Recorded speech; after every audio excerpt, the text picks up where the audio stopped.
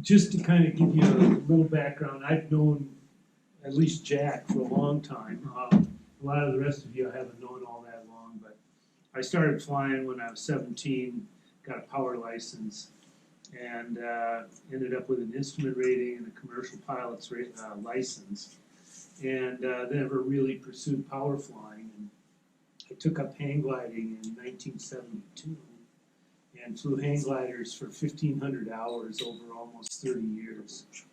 And then started soaring in sailplanes in 2003. I got a add-on rating and started doing that in 2003. I've accumulated 1,800 hours since I started flying sailplanes. I'm not a flight instructor. I'm not the world's greatest at sea pilot, but hopefully I've learned something that I can pass on to you that'll provide some insights based on learning things. And speaking of learning things, basically the poster child for learning stuff is sitting here because his ability to, I think, download himself after a flight and decide what he did right, what he did wrong, is really remarkable. He's learning things in a matter of months that took me years to learn. And so we can all... I figured I'm old, so I have to try and learn it fast, otherwise I'll run out of time. But we can all learn something from, I think, Clement's ability to be introspective. Introspective. I'm an engineer, I wasn't an English major. Anyway, this is a picture looking out over the eastern desert east of Nephi. And this is the kind of day we want to see around here in Boulder, but it's been few and far between this season. The PowerPoint that I prepared is basically just to kind of get us some talking points.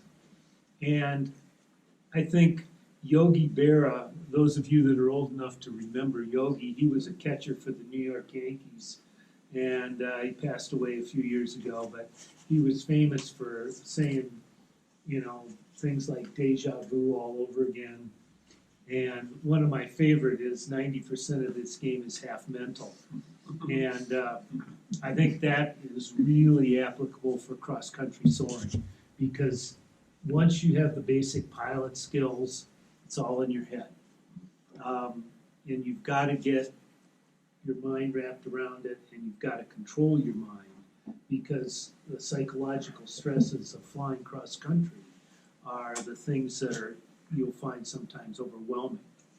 And the other Yogi Berra quote that I like is that it ain't over till it's over. And what I mean by that is you don't give up until you have no other choice. And once you give up, you commit yourself to landing out. And it's not one of these things where you let yourself drill into the earth before you give up, because at a certain point in time, you've got to acknowledge the inevitable and do what's safe and protect yourself and your glider. And in terms of my quote is, you already know the stuff we're going to talk about. I really believe this. And so what's holding you back? Well, I think almost exclusively what holds you back is fear of landing out. And in that regard, my history, the first sailplane I owned was a pure sailplane, an ASW-28, which is a standard class, pretty similar to the Discus or Disci that the club flies now. And, you know, I only landed it out at airports, which is one of the reasons I landed out, is I made myself, put myself in a position where I was only going to land at an airport because I didn't want to land at a field, because it was going to be inconvenient. And so after I bought that glider, I flew it for 3 seasons, and then I flew after that a Ventus with a sustainer engine that I flew for about 1,300 hours. And that was a great glider. And the sustainer engine allows you to avoid the inconvenience of landing out. Right. But I think the first thing you have to school yourself to be prepared to land out. And so what I would encourage you guys to do, since you're all at probably roughly similar abilities and experience levels, some more than others obviously, but to spend some time with each other, get to know the other person's trailer, their vehicle, understand what it's going to take to take that vehicle and that trailer on a land out, and be prepared to go get your buddy. And so you kind of make a pact amongst yourselves that, okay, you know, one or the other of us is going to land out on any given day, and you know, we're going to be willing to go get each other. And I think once you get to that point whereby it's not like, oh, geez, I got to call my wife or my girlfriend or whatever, and That wouldn't help. she's going to be pissed. You got that right. Yeah. So anyway, don't pass up an airport. But if you insist on putting yourself in a position that you only land at airports, you will land at airports. Because airports are not conveniently located where the soaring is best. Although the fields are also not conveniently located where the soaring is best. That's right. So anyway, I highly recommend that you form a pact among yourselves that you're willing to go get each other, that you know how to do it, how to run somebody else's trailer, that when you leave the airport on a flight, your trailer's pretty much ready, your car's got gas in it, you're pretty much ready up to go on a retrieve. And so when you can't find the trailer hitch on that Audi TT that's at the airport, you might just have to find some other tow vehicle. Right. So anyway, one of the little war stories that I'll tell you, and then I'll try and move on, is Colin, stop me if you heard the story, but this year at Parowan, he landed out at about the worst possible place on the planet, a place called Sandy Ranch, which is 35 nautical north of Escalante, Utah, and about 90 nautical east of Parowan, out in the only patch of green grass that is in the middle of the worst looking countryside you can imagine. When Colin lands there and his spot tracker quits moving, you're going, shit, I'm the guy that's supposed to go get him. Well, Colin, to his credit, says when he has no cell service, finally gets to a landline and can call in, and he says, don't come get me, I'm going to self-retrieve. He sweet-talked the rancher into taking him to a motel that was 45 minutes away, stayed overnight at the motel, which happened to be only about 10 miles from Wayne Wonderland Airport. Mm-hmm. The next morning, our tow pilot, John Templeton, flew over, picked up Colin, flew him back to Parowan. Colin hooks up his trailer, twists somebody else's arm, and they go out and self-retrieve. He landed in a center pivot area, no damage, and, you know, he reported it as an adventure. Prepared a little PowerPoint, had a picture of the rancher's daughter, you know, all those kind of stories. So, anyway, How long ago was that? oh, this last, A few weeks ago. That was a few Well, weeks we were in Nephi, Yeah. basically, Yeah. right? Wow. and That's classic anyway, when Colin. I saw where he was at the end of the soaring day, I'm just going, what are you doing? What are you doing there, Colin? Well, anyway, he treated it as an adventure, and it was just an inconvenience. So this is the most important thing I think you can do, because when you make that decision that, no, I'm not going to continue with my cross-country flight because I don't want to land out, well, you've just ended your cross-country flight. Potentially early, right? Potentially early. Anyway, the psychological factors. The thing that I learned in my aborted career as a rock climber, I was terrible at it, is the guy I was learning from said you must control your mind. And so you can't let the psychological aspects of things overwhelm you to so that you are no longer functioning as a soaring pilot. And so that's critically important.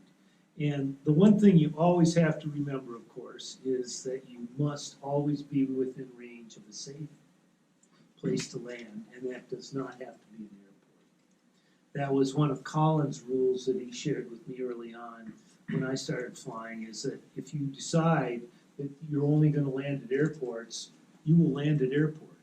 And you will pass up a lot of good soaring because you're going to deviate out to the airport when you don't have to, when you could have continued on and had a hayfield that would have been a safe landing area. So anyway, XC soaring is just when you leave glide from home. And it's a very liberating feeling, as I think you can all attest to, when that distance back to the airport or the altitude you're going to arrive at the airport goes negative. It's like now, the only way you get home is you do it yourself. So the idea of what we're going to talk about basically is preparation, weather, terrain, flying skills, XC skills, blah, blah, blah. Like I said, you already know all this.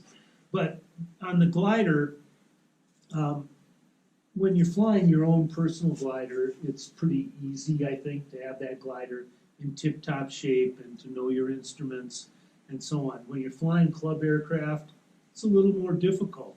And so the people who regularly fly the same club aircraft, I really recommend that you form a loose coalition about, you know, how you're going to maintain that aircraft, maintain the trailer, and so on. And just basically be prepared. You're going to need water, food, a relief system.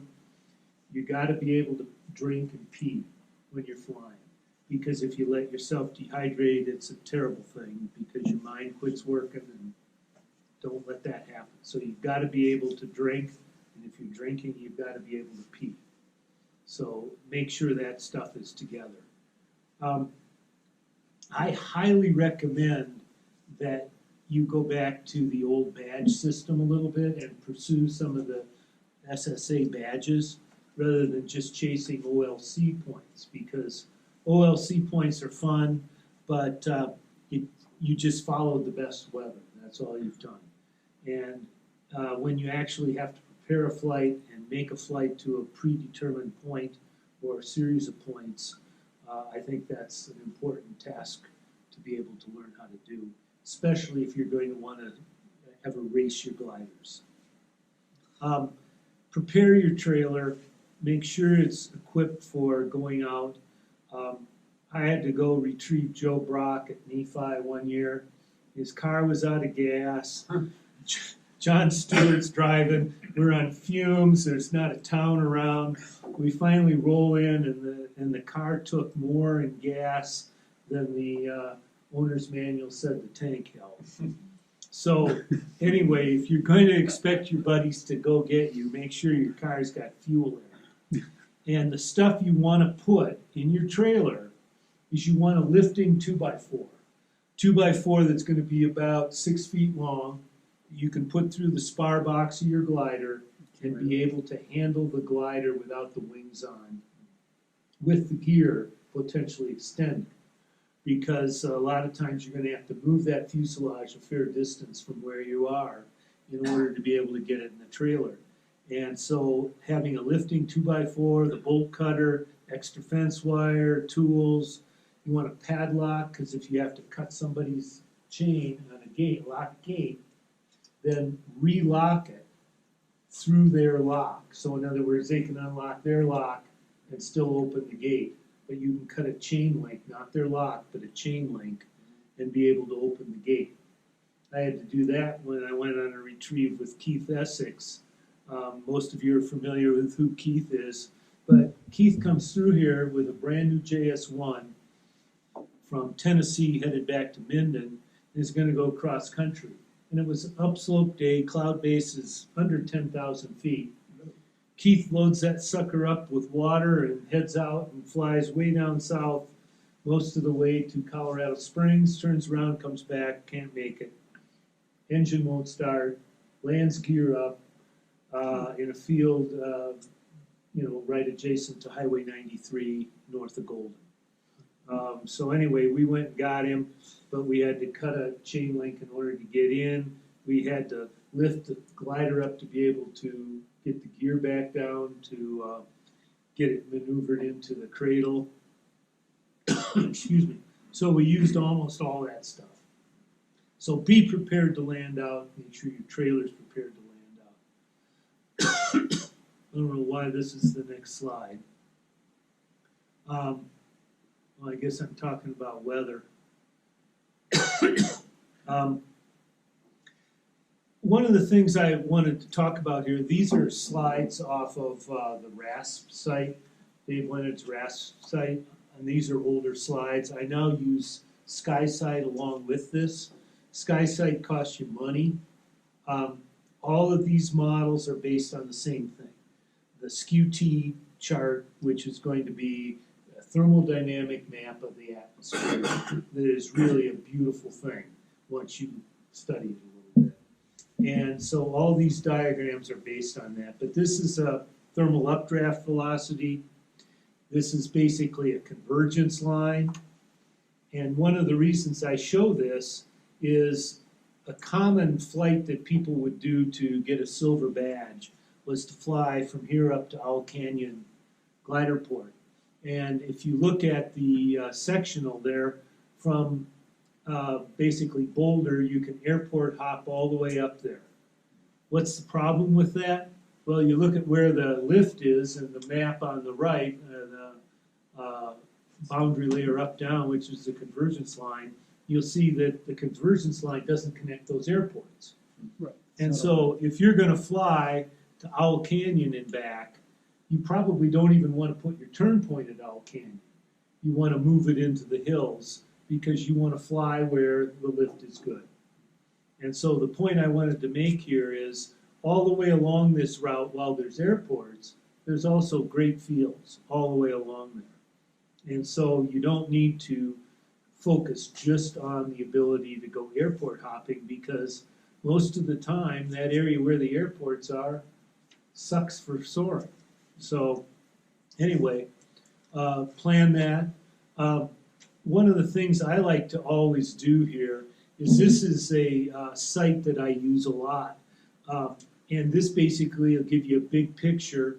It also has satellite imagery. And satellite imagery is really important to look at from two perspectives. First of all, you can really see the motion of how the air movement is, how things are moving, where you're going to expect the weather coming from, and so on. And the other thing that you'll see on the satellite page is you can look at the water vapor loop. And that is one of my favorite things to look at because that tells you where the weather is coming from, where the moisture is coming from. And when you see that plume of moisture coming out of the Gulf or out of the Gulf of California, coming up from the south, sweeping across here, you know you're going to have a day to contend with a lot of moisture. And so the weather is the next thing to be looking at. And again, the satellite imagery on this particular site, and Colin used to make fun of me because I always showed the water vapor loop. I usually had done the weather at the Parowan power glider, motor glider flying. Bob Ferris and I have kind of traded off doing that. But I always show the water vapor loop, and Colin always made fun of that until he found out that, hey, this really makes a difference. So now it's his favorite. I'm sorry? Now it's his favorite. Now it's his Colin's favorite. Yes. Okay, I didn't get SkySight on there as a hyperlink, so that won't work on your PowerPoint that's there. But these are my sites that I use a lot. The soaring data, that's where you're going to download information on airports and airspace. The soaring web is where you get the turn points. I don't know how many of you have messed with that. Presumably you have. The blip map and the RASP and all the other stuff are weather tools you're going to want to be able to use. A lot of you may already know this too, but what does your Vario tell you? The basic it's going to tell you is how fast you're climbing or descending.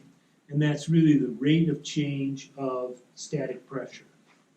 And then the next stage of the vario is you add total energy, and that's how fast are you gaining or losing energy, and what that does is it adds in airspeed.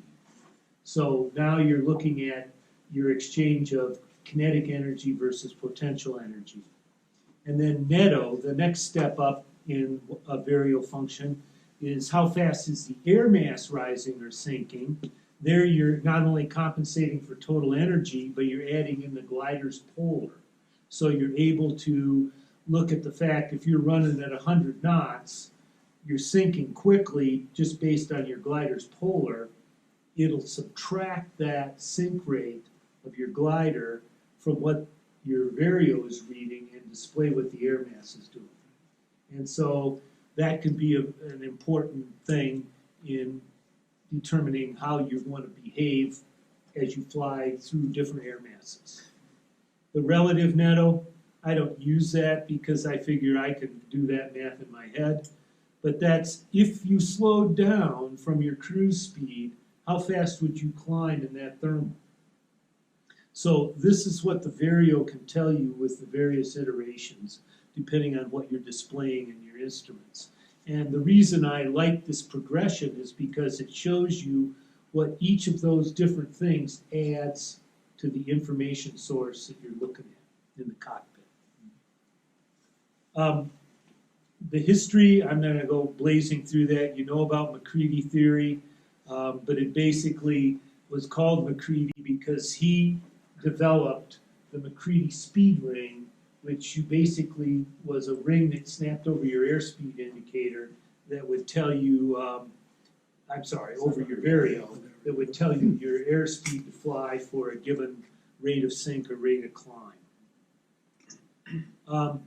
And you've seen this. This is a page out of a book that's written by Helmut Reichmann. Helmut Reichmann wrote a book called Cross-Country Soaring, probably 40 years ago. And he was unfortunately killed in a mid-air collision. Another reason to add FLARM and or ADS-B to your aircraft. He was a world champion, PhD, very smart dude, dead in a stupid midair. But what you can see here is the basic glide angles. You fly too fast, you get too low. You fly too slow, you're too slow. You get there high to the next thermal, but what good does that do? How does it all work? You all been through that before. I'm not going to dwell on that, about how to interpret that. But what do the really good pilots do when they're cruising? How do they fly? How do they use MacCready and so on? And most of them fly less than what MacCready theory would tell them to fly. And the reason is, of course, is that you don't drill yourself into the ground as quickly. And you're going to be able to stay high. You also don't lose much. I'm going to show you a graph in a second here about how flying slightly lower than a MacCready setting would tell you to fly doesn't really hurt you. I've also put into the thumb drive there an article by John Cochran. I don't know if you know John Cochran or seen the name, but John Cochran's one of the smartest guys you'll ever meet. Super smart, yeah. He's a physicist from MIT who then became an economist. And he was the Milton Friedman Chair at the University of Chicago. Now he's at Stanford University. There was a webinar that he talked to from the SSA. This was Right. I think was the And best that's what I put on there is the paper that he Best of wrote, all. and where he blends MacCready theory or speed to fly theory with probability theory that you're going to hit a thermal. And, to boil it all down, it's like when you're up high, you can fly faster and be more choosy. When you're down low, fly slower and take whatever you can find. The other item is the speed to fly indicator, or what your vario is telling you. You fly into that sink and or you fly into lift and you pull back. How much do you chase the speed to fly?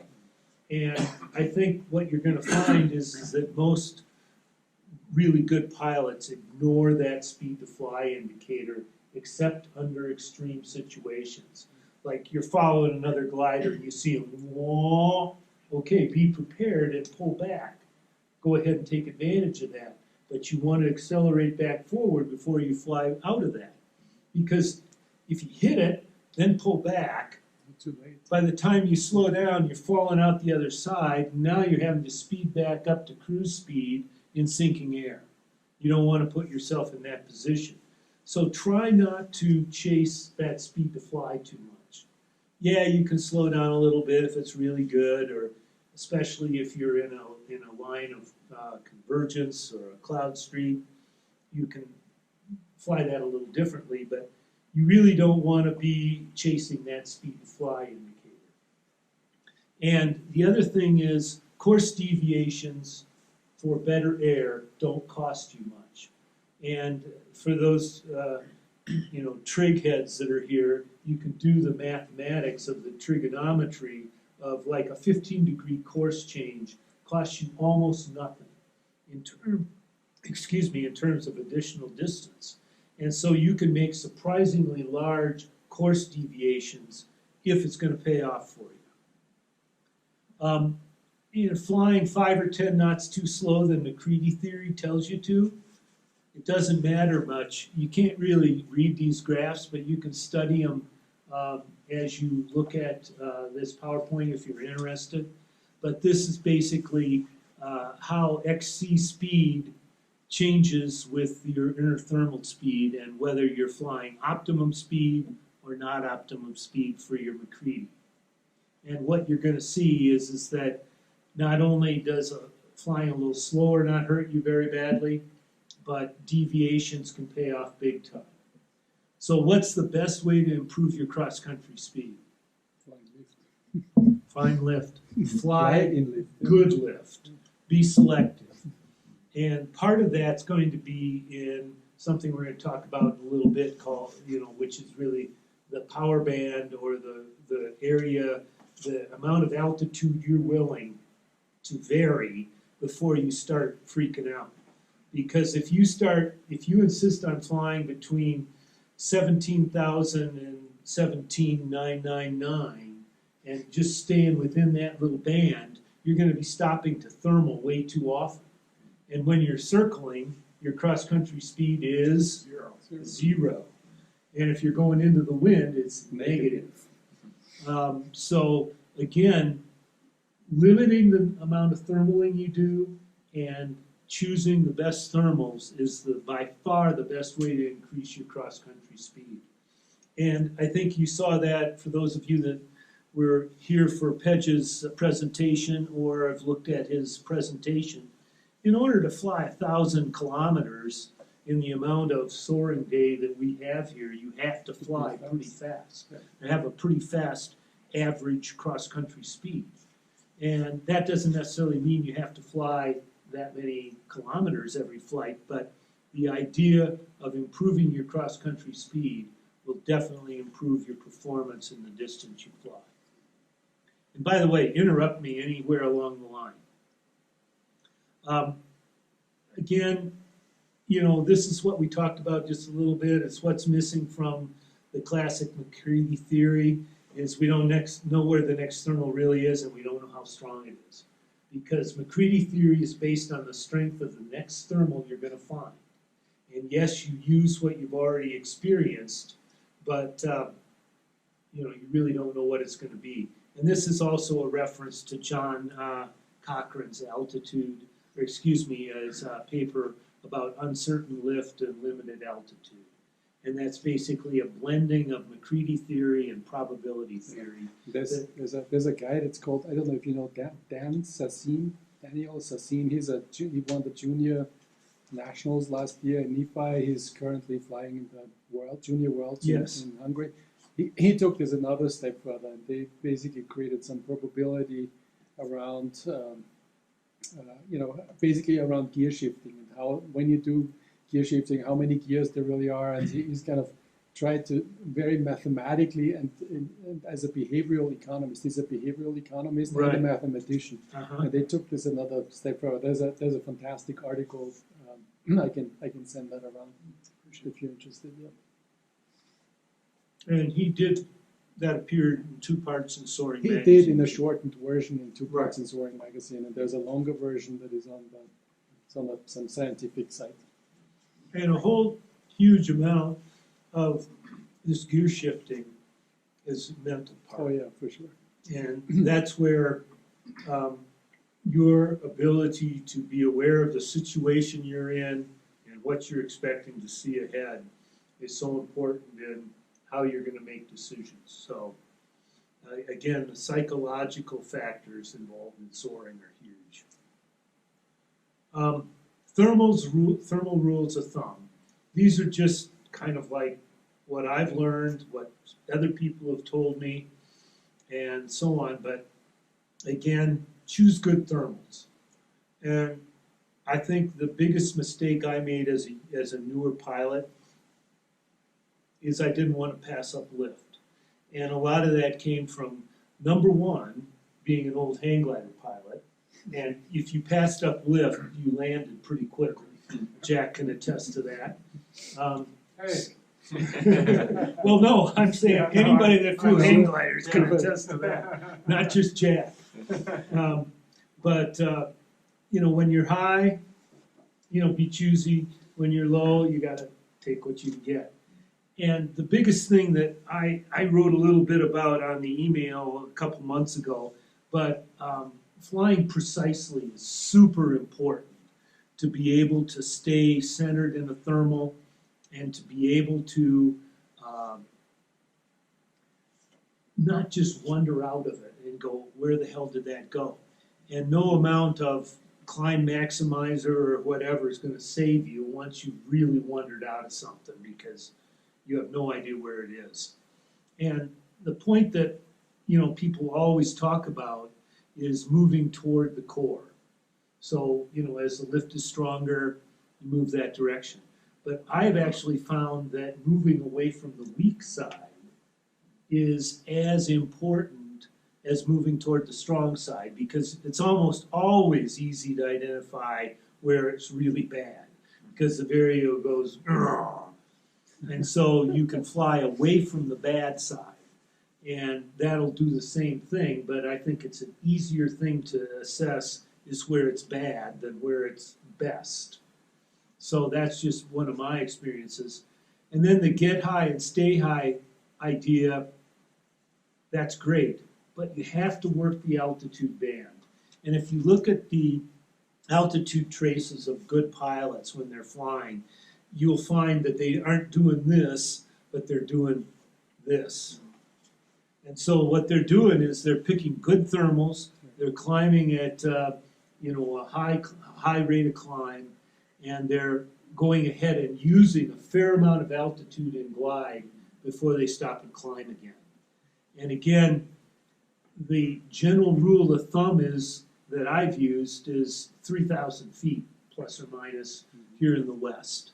So if you're climbing to 17,000 feet, you want to go ahead and allow yourself to get to 14,000 feet before you really start freaking out. And that isn't to say you don't take a climb sooner. If you fly into that 10 knotter, by all means take it. But again, don't stop for crappy lift. How do you judge on what days that band is wider and on what days that band is narrower, and whether it's in the morning or in the afternoon? Do you have any rules of thumb there? Or I don't have any bright ideas. Okay. You find out real quickly if you fly below it. Yeah, I know. I know. You already learned that lesson, Yeah. so you didn't need me to tell you that. But again, I found that here, you're flying out of Boulder here over the mountains, is usually 14,000 feet, isn't below the power band. No, it's usually. So again, I'm always willing to get down to 14,000 feet before I start really be willing to take almost anything. Down to 13, especially depending on where I am, I'm looking for lift. Mm-hmm. And again, try not to work crappy lift. How does that change for you if the day is like if you have ceiling at 15,000 or at 14,000? How does that change for you? Well, again, I think it's got to be determined pursuant to the day, but you also want to kind of use the same idea. Pardon me for talking with my mouth full, but I mean, many say it's like the top third of the thermal height. That's usually a good. right, that is a good rule of Yeah, thumb. yeah. And again, here when we've got rocks below us and a pretty good glide out to get it to escape Mhm. to a safe landing area, that's got to be in the back of your mind always too. And again, you know, don't necessarily watch Bob Ferris's traces when making those kinds of decisions, because I've flown a lot with Bob where we've team flown together, and it scares the hell out of me sometimes. So I'm on OLC looking at one of Bob's flights right now to see his altitude variation. It's pretty wide, yeah. He's also got an engine. and let me address the engine thing. It might not work. The engine idea can only be described as a convenience. You can never view it as a safety factor. And I'm going to show you a very disturbing thing here, if we have time at the end of this. And it's when a friend of mine killed himself out of Nephi this last year, and those of you that were there know all about this. And I haven't seen the flight trace, and so I don't want to be too harsh on this, but I've got the trace of his flight the day before. The day before, I looked at that trace. Yeah. And it is just freaky Yeah, to it look is. at it. Yeah, it is. And I've got the preliminary report from the NTSB where it talks about this. And, you know, John's over unlandable terrain at 7,700 feet or something like that is his last ping that he sees. And those of you that were flying out of Nephi, 7,700 feet, you don't want to be at 7,700 feet anywhere except places where you can land. I was at 10.5 in that same area, and I was nervous. Well, Yeah, on the same day, same time. So, Yeah. quick interruption if you don't mind. sure, go ahead. So you said your first glider was on ASW 28, so you moved to the Ventus with the turbo. Mm-hmm. Did you, and you mentioned earlier in your presentation that controlling your mind is incredibly important. Did you notice a change in your attitude once you've had the option of using the sustainer? Yes. And it's the convenience. And that's why I've emphasized here that you guys have to make as little inconvenience as possible associated with a land out. Because, again, even with a pure glider, you may make the decision that, well, it's not worth taking the chance of a land out and then turn around. That with a sustainer or with a motor glider, you might go, yeah, what the heck? You know, I could motor home if it doesn't work. And so, again, that decision cannot be based on anything but convenience. You cannot make that based on safety. Like, oh, I know I can't land anywhere around here and I'm gonna die if I have to land, but hey, I've got an engine. You just can't. I allow tried to yourself- look at the statistics to answer your question. I think that I read is- the post you made about that. yeah, I mean there's some evidence, limited evidence that people kill themselves more often in motor gliders than in regular gliders, simply because of risk compensation. That they think, they think they can take more risk because they are safe. Right, and the secondary factor to that too is that they allowed themselves to get lower Sure. before making the decision to pop the engine out. Like, I think I can get out of here, I think I can get out of here, oh shit, I can't get out of here. Or the engine having a negative performance on vehicle performance. Once you Absolutely. put it, Impact on vehicle performance. Yeah. That's- once you put it out there, if it doesn't Yeah. start. It's a big drag producer. So, excuse me, that's absolutely the case. And so, yes, your mindset changes, but you have to make sure that you do not let that mindset change from a safety perspective. In other words, you never let yourself get to that position. I was going to show you, I was going to talk a little bit about changing gears, and this last, month ago, in Nephi, I had the newfound experience flying with SkySight on my LX9000, and I've got Convergence showing. And it's working great. And I'm at 17,000 feet, maybe 17.5, and I'm looking down south, and right down the middle of this valley is a convergence line. And so what do? I fly down that valley, I fly down that valley, I fly down that valley, I fly down that valley, and pretty soon I'm at Bryce Canyon Airport, and I'm starting my engine because I'm at 700 feet.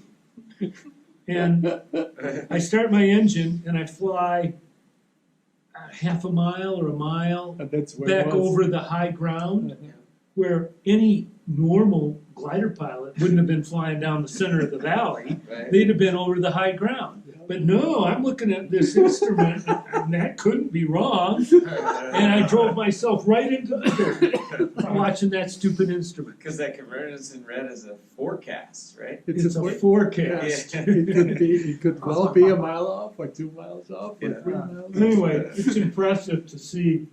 Here's an example of really stupid piloting. You know? That's funny. That is funny. I sent this out earlier, so I'm not going to dwell on it, but what this shows is the problems that you come into when you don't fly precisely. And very small variations in airspeed and or bank angle moves your circle without you knowing it. And it's the quickest way to lose a thermal. Even though you're constantly wanting to adjust your circle position relative to the best air. Constantly be aware of that, and you just have to make it part and parcel of your flying skills. Again, flying safely and carefully, you should be able to control your aircraft pretty much on autopilot. You should be able to hold bank angle and airspeed pretty constant, and even in rougher air. So you need to be comfortable with your aircraft, you know your instruments. I really believe it's important to have a map with you, not just from a navigation point of view, but to keep yourself from wandering aimlessly about. And what I have is a map that is a reduced size image of a sectional map, sectional chart, laminated, and I use a Sharpie on it that you can clean off with acetone or whatever. And I'm going to show you how I make mistakes here, but what you'll see if you look at downloads of people's like Keith Essex's flights, he goes and then turns and goes, and he's not wandering aimlessly about. He's going from point to point to point. And the reason I say use a map to do this is because you don't recognize the fact that you're not flying from point to point, but rather you're wandering aimlessly about. And that's not to say that your distance from point A to point B is a straight line.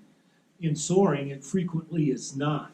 You have to follow the weather to get there, the best weather. But it'll keep you from making stupid mistakes. An example of that is when I fly north out of here, and I'm flying up into Wyoming, into the snowy range toward Medicine Bow Peak or whatever, my flight path always looks like this. And I think I'm following the weather, but I think I'm going pretty straight. But if I actually keep track of where I am on the map, I know I'm flying not the most efficient route. And so the weather was fine if I'd have just gone straight, but instead I fly this circuitous route that takes me longer, covers more distance, really has no advantage. Is it based on just subconsciously what terrain's beneath you and following the high terrain? I think that's true. And the distance out to the flats. Yeah, Because as you fly further north, it gets staying further on back. that same that course that I would have wanted to follow takes you further away from the edge of the hills. And I think psychologically, I don't want to put myself in that position, even though I'm high and can easily get out. Mhm. Although the convergence line oftentimes It can Turns- certainly turns- do turns that, around. absolutely. And so if you have a good reason for doing that, again, point A to point B is not a straight line. If there's a good reason for that, that's good. But if you look at the traces of a lot of less experienced pilots, you'll see that they do a lot of, no plan flying, just wandering around. So, anyway, these are the basic skills I think you need to be a good XC pilot, is to be able to do these various things. At some point, would you advocate for turning off your computers, for instance, and flying the aircraft without the aid of, like, for example, an LX system?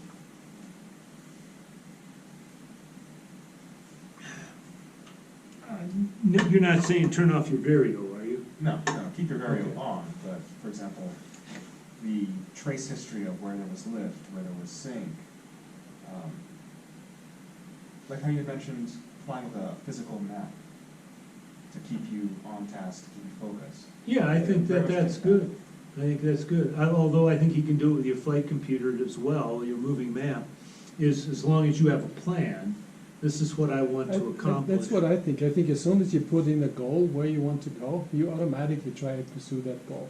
If you don't have a goal, well, then of course you're wandering around, because then you're just flying where the lift is. But as soon as you put a goal somewhere, then you try. And I've had 2 tries in Nephi where I had to backtrack because I was too ambitious and I went ahead of myself, and then and then there was no lift, so I had to go back. I'm like, I'm backwards. That's the worst of all. Oh, yeah, I've done that too. And to a large extent, you're gonna make mistakes, and you're gonna learn from them.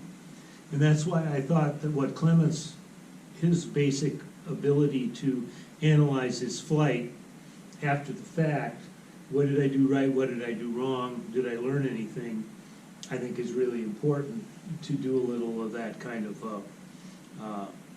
analysis of your flight. I'm going to show you a little bit about this. A lot of these points here we've already talked about, so I'm going to skip that. Planning your flight, again, pretty much straightforward. You guys know all that. XC flying out of Boulder. This is not something you don't already know too.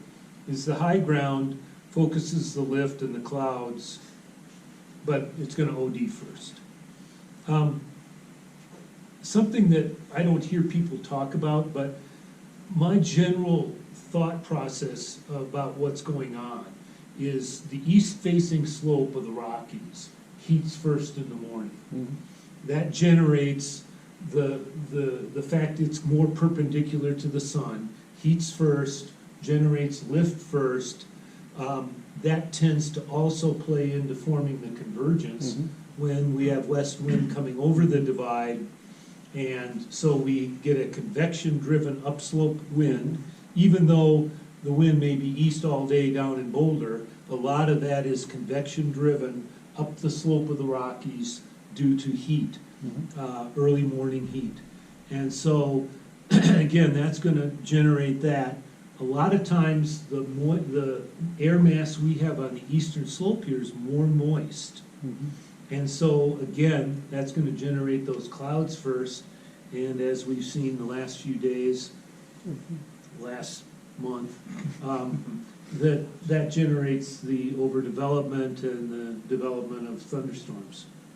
And again, the thing that we had that I wrote about some time ago about overdevelopment, meaning overcast development versus thunderstorms, is there's 2 different things that occur. One is with a capped skew T, where as the temperature line goes up, if you get a little bit of warming, it'll stop that rise of that air, whereas when that baby keeps going up without that inversion forming, the sky's the limit as to how far that stuff's gonna blow.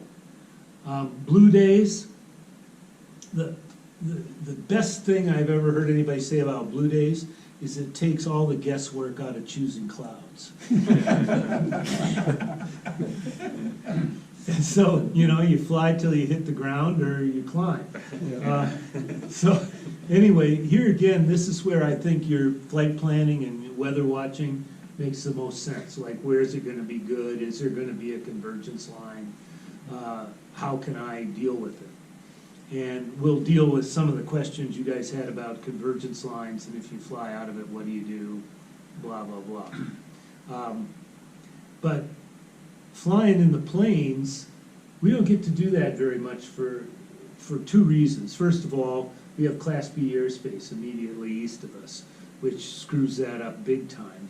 But I've had some wonderful flights out over the eastern plains, out to Nebraska, and up into north central Wyoming, well, south central Wyoming. I could see north central Wyoming from there. And that's the other thing, the OLC makes us honest, because you can tell where you went.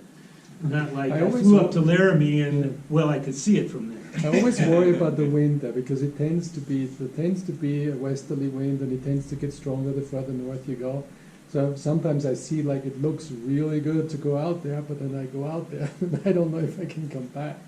So that's kept me from wandering too far to the That's a valid point. to the north. You know, to try and bang your head against that headwind, you know, that's a difficult thing. And that's where flying gliders with flat polars, meaning higher performance gliders, and flying them with ballast makes it easier. really makes a big difference, Yeah. is flying back into that headwind.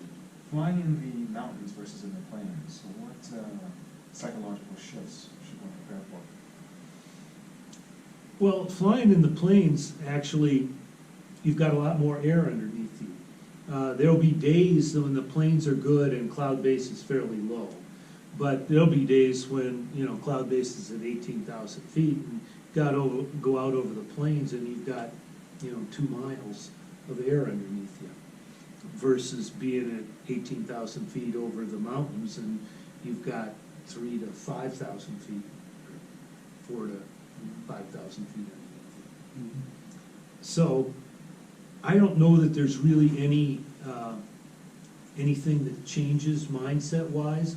The weather changes and the cloud streeting changes, because instead of flying a convergence line that's typically going to generally pick up perpendicular to wind velocity, cloud streets are going to pick up along the wind line out over the plains, or where there's not terrain to form a cloud street.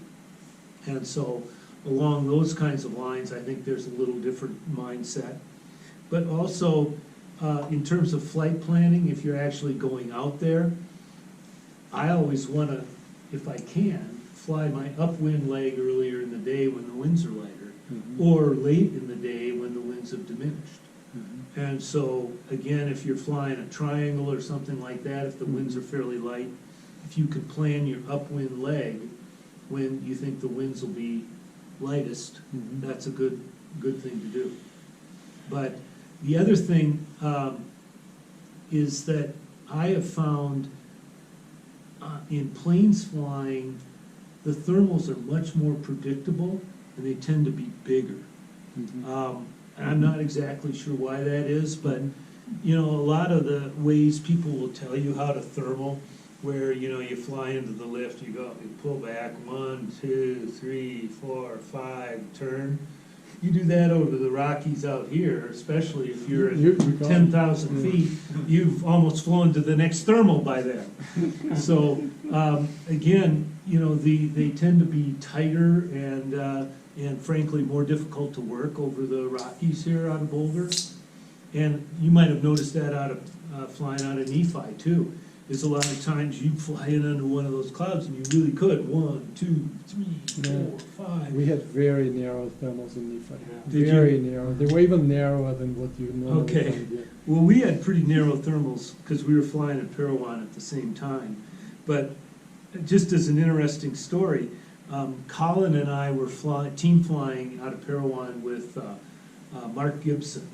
And so we were towing Mark around the sky, and Mark was nervous, as you would expect. You know, you're in big time air and you're in a foreign place and stuff like that. And I'd go, and we're watching on farm, and I go, now Mark, don't turn till I turn. And you know, you'd fly into this boomer and it would go 4 knots, 5 knots, 6 knots, 7 knots, and finally it would hit like 12 or 13, and I'd bank in. And then I'd look at my FLARM display, and Mark's climbing in 3 knots at the edge of the thermal. And so, again, you know, your temptation is, oh my God, I gotta climb. And the idea of waiting till you're in that best lift is sometimes a hard psychological thing to do. But after Mark saw my rate of climb and came over there, he's going, oh, I see what you mean. And so again, team flying with somebody else is a good way to learn too. I highly recommend it. I've sometimes noticed is along the convergence that if you get on the, as long as you still really on the edge, you find a thermal, you think 3 knots, okay, I'm going up. But if you were only a mile or half a mile further west, it would be 10 knots instead of 3 knots. Exactly. And that's why always be looking to improve your situation. And a lot of times, you know, you're climbing at 3 knots and that feels pretty good. You know, there's 10 knots nearby, maybe improve your situation. Hey, Bob? Yeah. On the blue days, and again, whether you're high or in the plains, once you've pretty much decided you've topped out thermal, is it best? I mean, I always call it blunder lift. You just blunder into a thermal, but once you find one and top out, then you just try and go either upwind or downwind of that, figuring there's going to be a line of thermals. I mean, I've heard that before. Yeah, I mean, again, in the plains, they tend to line up along wind line. That isn't to say they will, but Right. that would be the way to look. Mm-hmm. And again, I would do that in terms of establishing a plan. Like, let's say you're going to fly from Boulder to Kimball, Nebraska. Mm-hmm. You know, you're flying basically northeasterly course. You're going to have predominantly westerly winds, so you're going to be flying diagonally across the wind direction. So what you might want to do to get there is, if they are streeting and lining up, you'll fly a zigzag course where you'll jump from line to line. And so that's a common way that you'll see people But if it's suggest blue and you've got no street, you know, then It may still be there. you may still be there, It may still be there. but again, it takes all that mystery out of reading those clouds. yeah. So it will still remain as blunder lift. Yeah. Yeah. The problem I'm having with the lift, I'll be cruising along at 70, 80 knots. I hit a thermal. It's like, oh wow, this. Then I look at the netto and it's going up to 10. And it's like, ooh. And then I'll turn and it's like I lose it. I can't go back and find it. Mm-hmm. Now what am I doing? Am I going through it and then Is it really a thermal? is it really a It thermal? might not be a thermal. Yeah. It could be a And gust. that happens. A gust. I don't know how to really sort that out. Again, gusts tend to be shorter duration. It But could the be along the problem- convergence too. The convergence is something that's super narrow and you can't turn in it, but you can climb in lift straight ahead.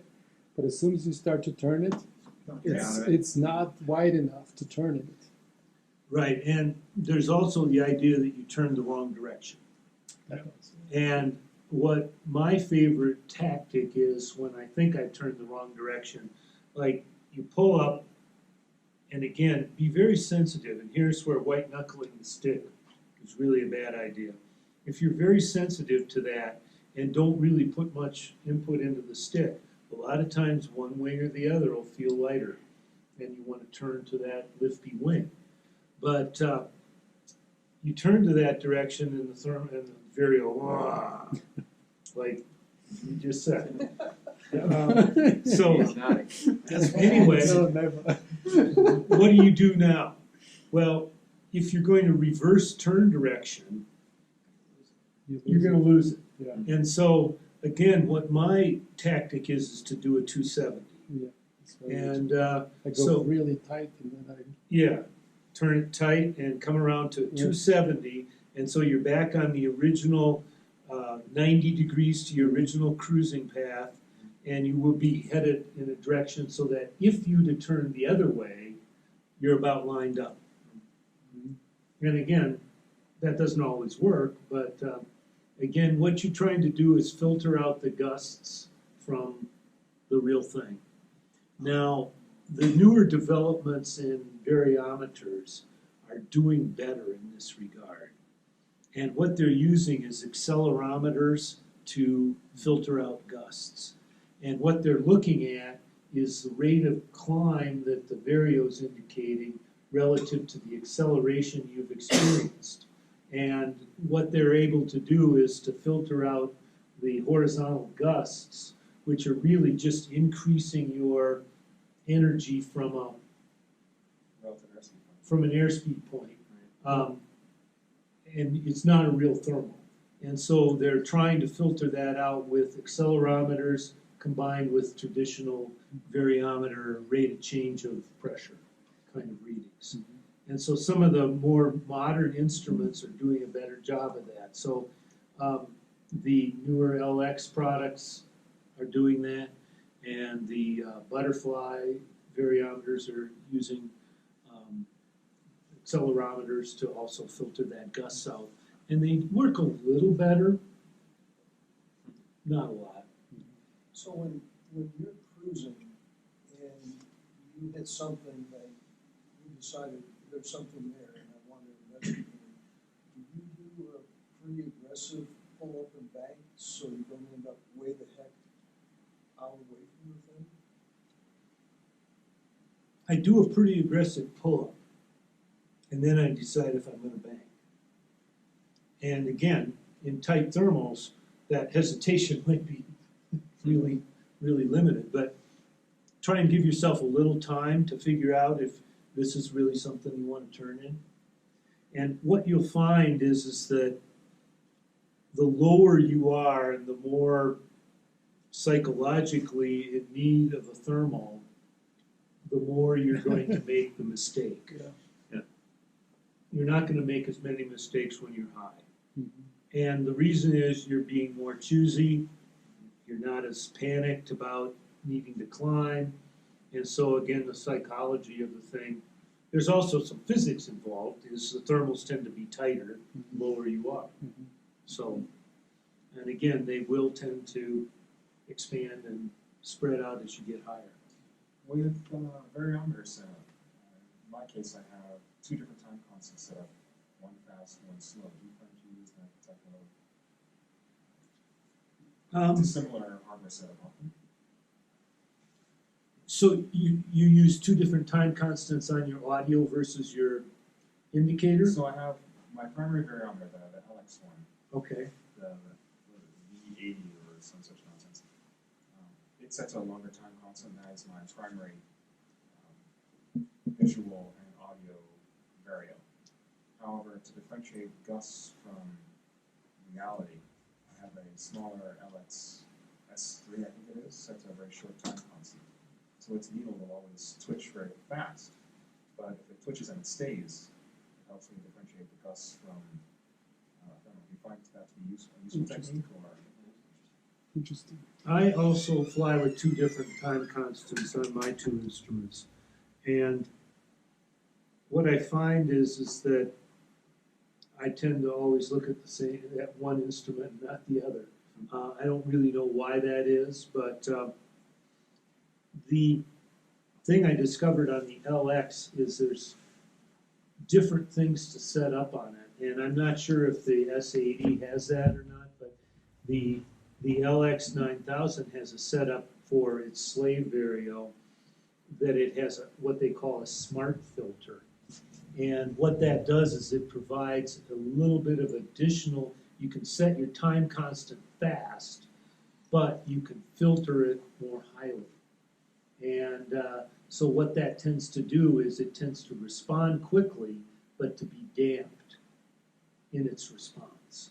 And so, you know, rather than bouncing up to 8 knots of lift, it'll bounce up to 4 or something like that. And I found that smart filter, I had no idea what it did. And so there was a little discussion. There's an LX web group on Google Groups that they were talking about that, and one of the guys that are smarter than me showed what he thought it was supposed to be doing graphically. And so I set it up kind of the way that he thought it made some sense, and I think it works better.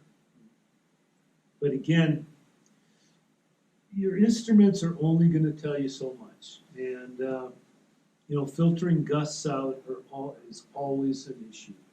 And I don't have a magic way to do it, other than being out in areas where the thermals are big, and you could, even if you pull up into a gust and it turns out to just be a gust, you just go on your merry way.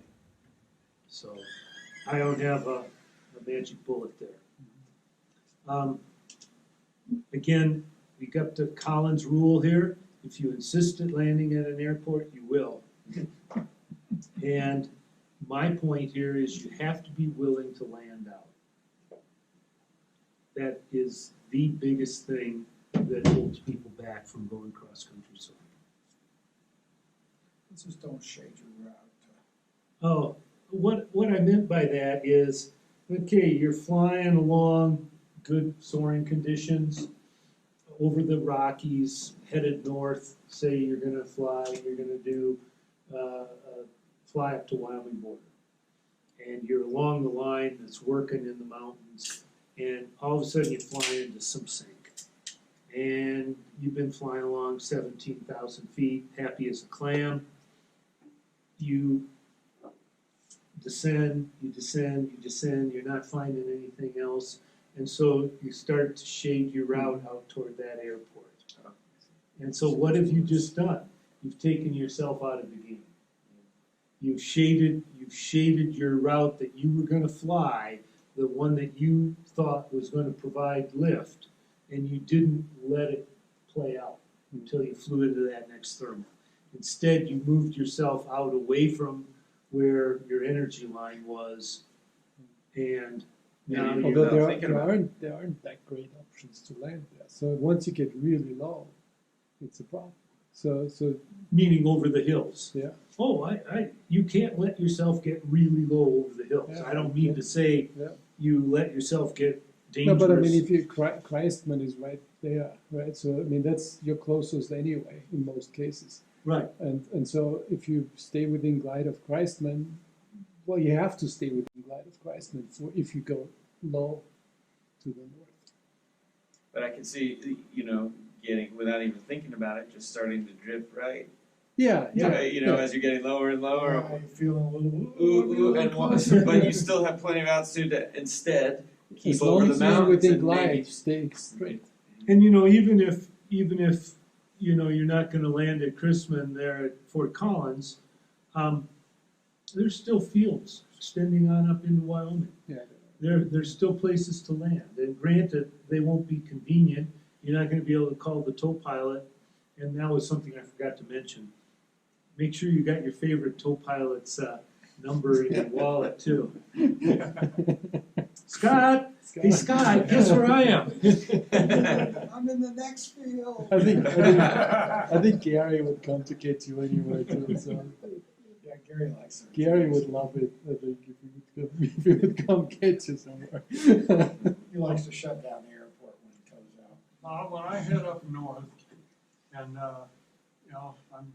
I'm high and I'm doing well, and then I go, okay, I'm going to that next cloud, and I get lower and I get lower, and I'm flying through sync.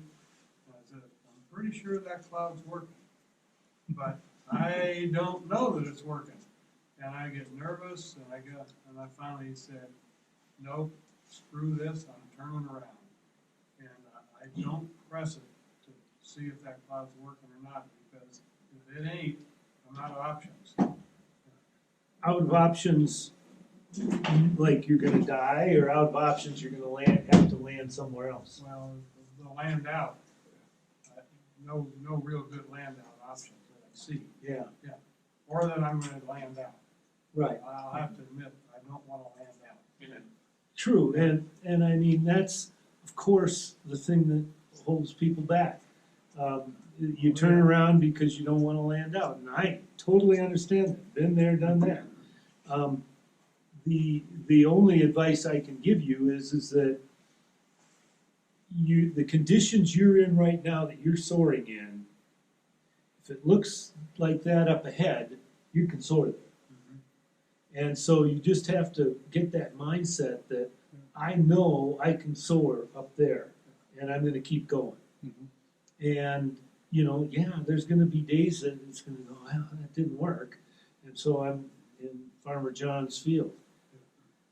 And So but I there's- know I'm in sink, and when I turn around, You're I'm in gonna be in sink, sink, yeah. Exactly. Yeah, so, And so again, if you do that, try not to fly that same course. well, Yeah. yeah, right.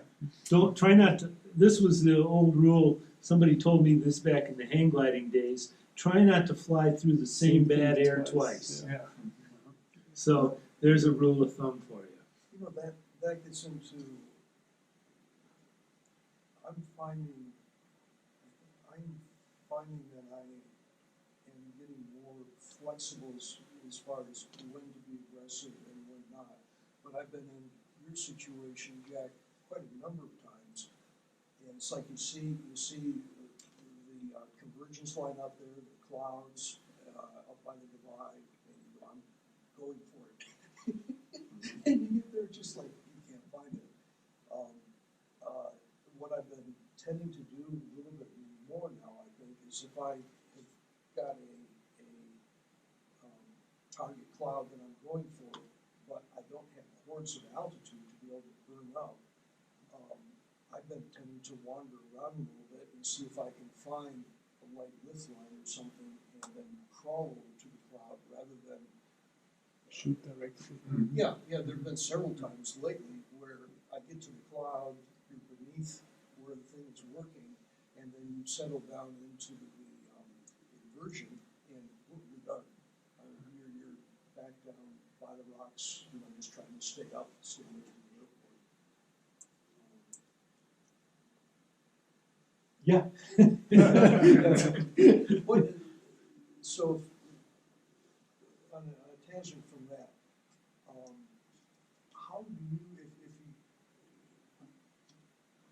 how do you try to find lift when you don't know it's there? You're trying to get to the cloud, but you don't want to sacrifice everything trying to get there and end up ending your flight. How do you find stuff when you can't see it? Well- and you can't, you're high enough that you're not looking at terrain. Mhm. And Well, how many of you get that? I think it's a weekly thing from Wings and Wheels, where Garrett Willett gives flying tips. If you go to Wings and Wheels website, you can sign up for it. It's free. And Garrett Willett sends out these tips. Now, I have not found, if somebody knows where they archive those, I'd love to know where that is. But he gives tips every week on different things. And today, one showed up, and what he was talking about is the 50% rule. If you're 50% above if you're in the upper 50% from the terrain to the cloud, watch the clouds. If you're in the lower 50%, watch the terrain. And his big thing, and I've found that works great in the Rockies because it's really tough sometimes to identify a thermal source on the ground because the terrain is so broken that there's half a dozen different things that might be a valid thermal source that's triggering and feeding that cloud. Yep.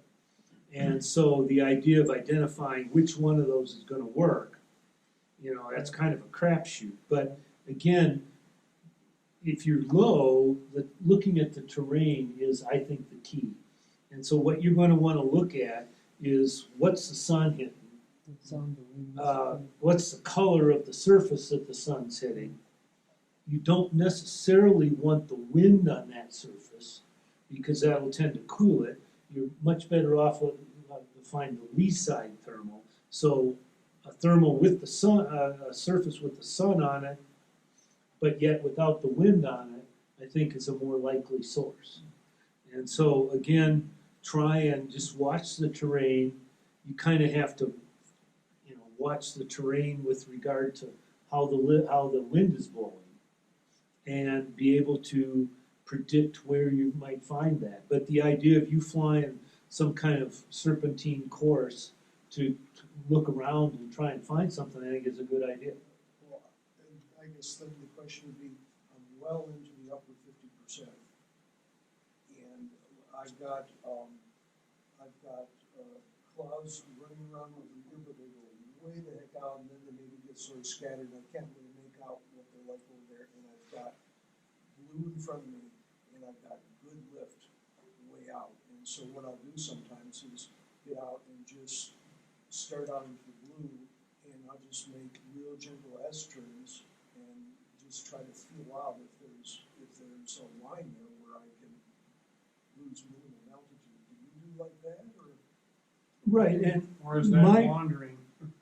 Yeah. I mean, it's a fine line between wandering and exploring. So, again, my general rule of thumb is I always go upwind first. And that came from hang gliding.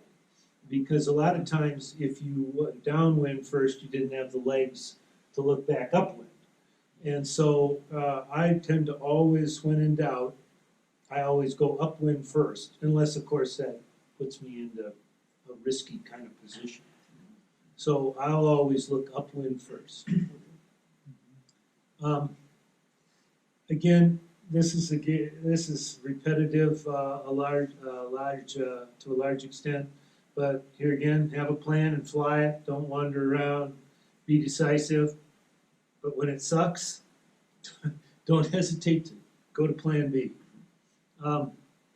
And one of the things that we deal with out of Boulder all the time is weather-related phenomena that is detrimental to soaring. And it's either overcast development that tends to shut down the lift, you get a thunderstorm, and things suck. So a war story. One of my better flights that I'd had early on in my career is I'd flown down to the New Mexico line and back. And as I'm about a beam of Salida coming back home, I hear on the radio, there's a big ass thunderstorm right at Boulder. Everybody's scattering everywhere. The 505 landed at Rocky Mountain Metro. Somebody landed at Lemons Field. Somebody else landed at Erie. A few people landed back at Boulder in like 30 knot crosswinds and somehow didn't kill themselves or break their glider. But, I'm in great soaring conditions. I'm 100 miles from home. I mean, when you hear that weather sucks at home, don't go there right now. Well, you probably can't be go better. there. You can't go there right now anyway because you're in Salida. Yes, that's true. But again, sometimes. And Nephi. I'm sorry? This Greg was with you, right? You guys hung out for an hour. Now this is with Al. Yeah. Yeah, but it Oh, was now God, with yeah. Al Gottlieb. But it wasn't bad. It was just windy, right? Yeah. We were just hanging out over the airport. No, it 'Cause was, it was 30. it was nasty. It was nasty. But it was blowing right down the runway. Yeah, well, not always. I listened to AWAS for an hour. I can tell you, Yeah, I know. it varied Yeah. by 10 degrees. Well, and you didn't hear this from me, but Pedja, Turn off the recording. Pedja was partners in Aventus before this one, called November 4. And he'd been in a cross-country flight, and he comes home, and there's a thunderstorm right over Boulder, and he can't land at Boulder. And he's getting lower and lower and lower, and he's back at Gross Reservoir, and he ends up landing in the reservoir. And so anyway, one of the things that I learned there is always put your gear down when you're landing in the water. Did he not put a gear down? And not gear up. you figure, oh, I'm gonna leave the gear up because I'll just water ski in, that- It'll sink, it'll die. It goes boom. it'll just do one of those. So hopefully you're gonna break the surface tension of the water with your gear and hopefully, land and stay upright. And so anyway, here again is one of those things that if you've driven around this area, you'd have known right at Walker Ranch. For those of you that ride mountain bikes at all, at Walker Ranch trailhead there, that's right up above Gross Reservoir. There's a one stretch. There's a beautiful place to land right Yeah, by the old homestead. Beautiful place to land. I wouldn't Well, call you it wouldn't a say that. beautiful. It's You pretty, won't it's say lie. pretty good. Okay. It's pretty good. It's usually mowed, they hay it, Yeah. and it's uphill to the west, Yeah, it is. and you just land right along the driveway there. It's Yeah. definitely It's a lake. It's definitely better than It's the the lake. lake. Yes, it's better than the lake. Yeah. And so again, here's one of those times that you got to make that decision too. Yeah. Okay, it's not like, well, I'm going to get a little lower down toward the lake, and then pretty soon your decision's made for you. You're landing in the lake. I mean, Walt Green would tell you before you land in the lake, take the parachute and jump out. But a lot of times you're way, way past the point that you're going to want to jump. Yeah, if Maybe you're too 200 low. feet up, you want to- I mean, if you've got Low 1,000 off the feet, you've got a lot above the ground. you still got You hope. You still, still got hope, and that's about as low as I would ever want to be before I pop the canopy and jump. It may take a little time.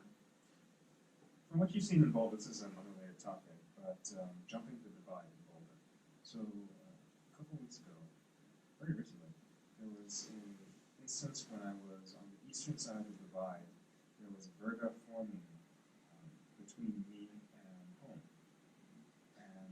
but I couldn't make the jump, and it was very sore a little bit. Based off of the weather patterns you've seen from flying around these parts for X number of years, would you recommend making that move and having a greater than 50% chance of making it home?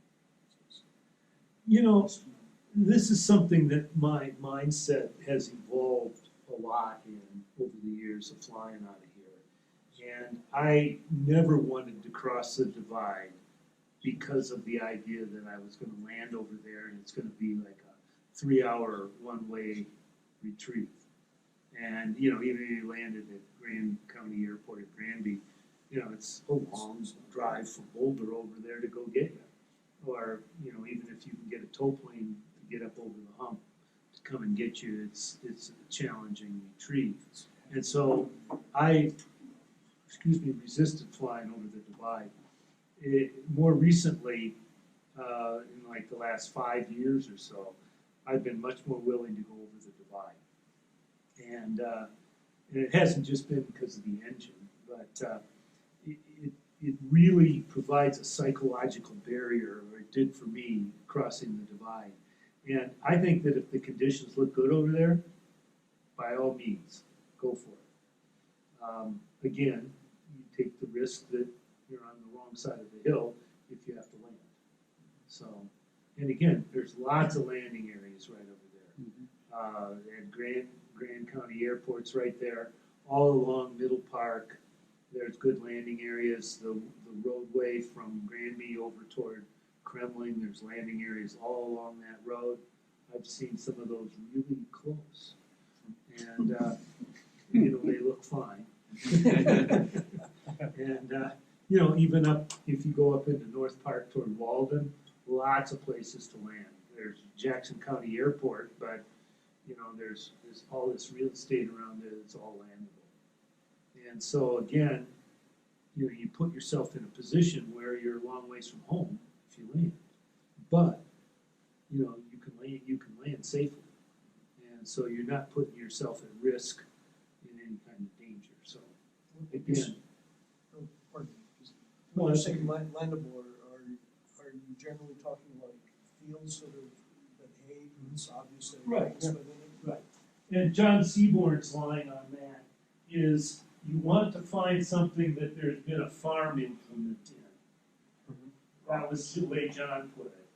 And so you know, if you could find something that has obviously been, you know, at one time or another, that they've had a farm implement in the field, it's probably gonna be okay.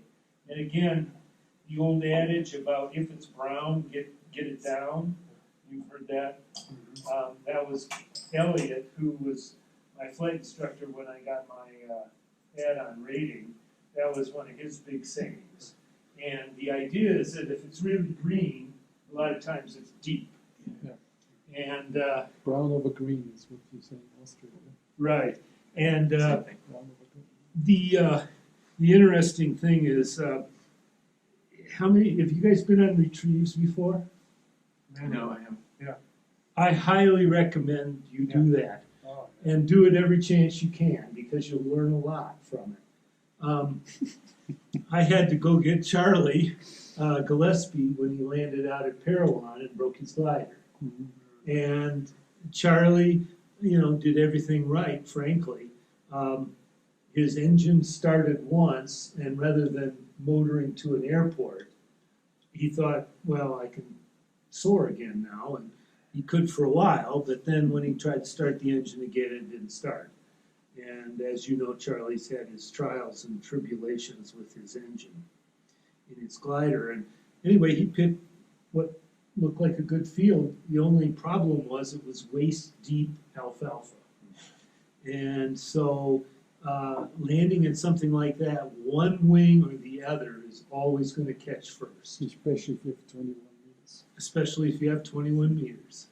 And even if you don't have 21 meters, one wing will catch before the other one does, and you're going to ground loop your aircraft. And that day I described when people landed at Lemons, the guy that landed there was Bob Epp, Oscar Echo, in a discus. And he landed and they hadn't mowed that field. And he was fortunately really slowed down because landing in that high grass, before the one wing caught, he really slowed down and he did kind of a slow ground loop and did no damage. But again, you know, you learn those kinds of things from going on retrieves. Like, here's what this field looked like from the air, here's what it looked like on the ground, and it wasn't good. So, So deliberately ground loop an aircraft in order to avoid obstacles, is that something that has come up in your soaring career?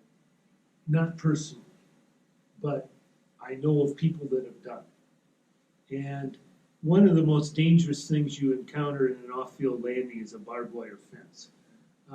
That's after you're on the ground. Hitting the power lines on approach is a bad thing too, probably worse. But the barbed wire fence, the problem with that is the wire cuts right through the canopy. And so if you're gonna hit a fence, first of all, don't hit it. If you gotta hit the fence, hit the post, because the post will lay down with the wires. It's the principle. It's not easy though, catching the post, I think. Yeah, Yeah. that's right. But anyway, the other thing to do, you're coming up on that fence, stick forward, unload the tail, and kick hard rudder. Put one wing down. Yeah. Put one wing down and kick hard rudder. And, you know, ground loop it before you hit the fence. So the thing that is probably the hardest to do, you know, you got the stick back and you're trying to stop, and the idea that you shove that stick forward and kick that rudder is maybe a little counterproductive, but that's one of those things that it's kind of like any emergency plan that you want to drill into your head, like, you know, you have a rope break on tow. What do you do if you're on the runway still? What do you do at 10 feet? What do you do at 50 feet? What do you do at 100 feet? Where do you go? What are you going to do? You pre-plan all that stuff out in your mind, and you make sure that that is drilled into your head, that if I encounter this, this is what I do. And Armand, you might remember this from your flight instruction, but what is that old saying is that when the chips are down, you don't rise, your performance doesn't rise to the level of your abilities, but it sinks to your level of training. I didn't say that as eloquently as saying, there's a much more eloquent way to say that. But your actions don't rise to the ability of what you could do under that panic situation, but rather they descend to the level of your training. I think that comes from naval aviation. Does it? Okay. But again, if you ever find that quote, send that around, because it's the way they say it is pretty eloquent, I thought.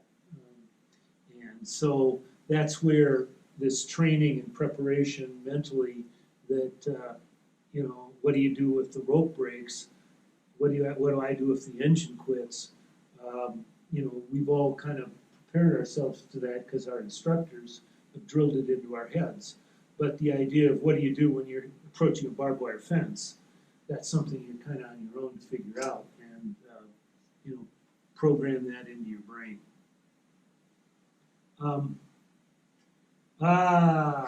Here's a Bob Wanders Around Utah flight. That's beautiful. This was one of the better flights of my career out of Nephi, and what you see here is my first leg. I flew down here toward Parowan along the west side. And then I flew all the way out here, basically out to Green River, Utah, and then up around into the Uintas and north of Carbon County, back over past Nephi, and then back down the the Eastern Ridge, and back up to Strawberry Reservoir out of Nephi and back home. And if you count the legs, you find out that there's 7, not 6. And you'll see that I didn't go from point A to point B efficiently at all. And so I don't show you this to say what a good boy am I, but how could this have been better? The same day I flew this flight, Rami Yanitz flew a 1,000-kilometer flight and got credit for it. Here's what my flight looked like. Basically, I flew a total of 23% thermaling and averaged 4.7 knots. My average L over D, if you look over here, is 72. And do you folks use CU to analyze your flights? Yes. I highly recommend that if you don't own that program. You actually can buy it and never update it if you don't want to, if you have no reason to. But you also then can update it with an annual subscription, and that will allow you to update Moody or whatever to CU Mobile as well. But this basically gives you a whole bunch of interesting data that you can use to analyze your flight. Like for instance, here I did 39 climbs, and I was much better turning left than I was right. How about that? Well, More practice.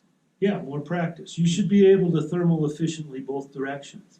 And when you do that, sometimes it'll look like that, but then the next flight, if it's the opposite, well, then maybe it wasn't just you, it was just that flight. But anytime you can keep that, the circling total below 30% in terms of Western flying here, I think you're doing pretty well. And if you can keep it ever below 20%, that's exceptional. That means you've really flown the strongest thermals. You probably picked good energy lines. And down here where you're looking at the mean L over D, I made 40 glides of 18 miles on the average. And my L over D was, I'm flying a glider that's 50 to 1 at best L over D. And I'm flying well above best L over D most of the time. What is your best L over D? My glider currently? Yes. Well, in 18 meter, it's about 50 to 1, and in 21 meter, it's 58 to 1. No, on your speeds, which you achieve those. Because there was a couple times when I tried chasing you, and that was a horrible idea.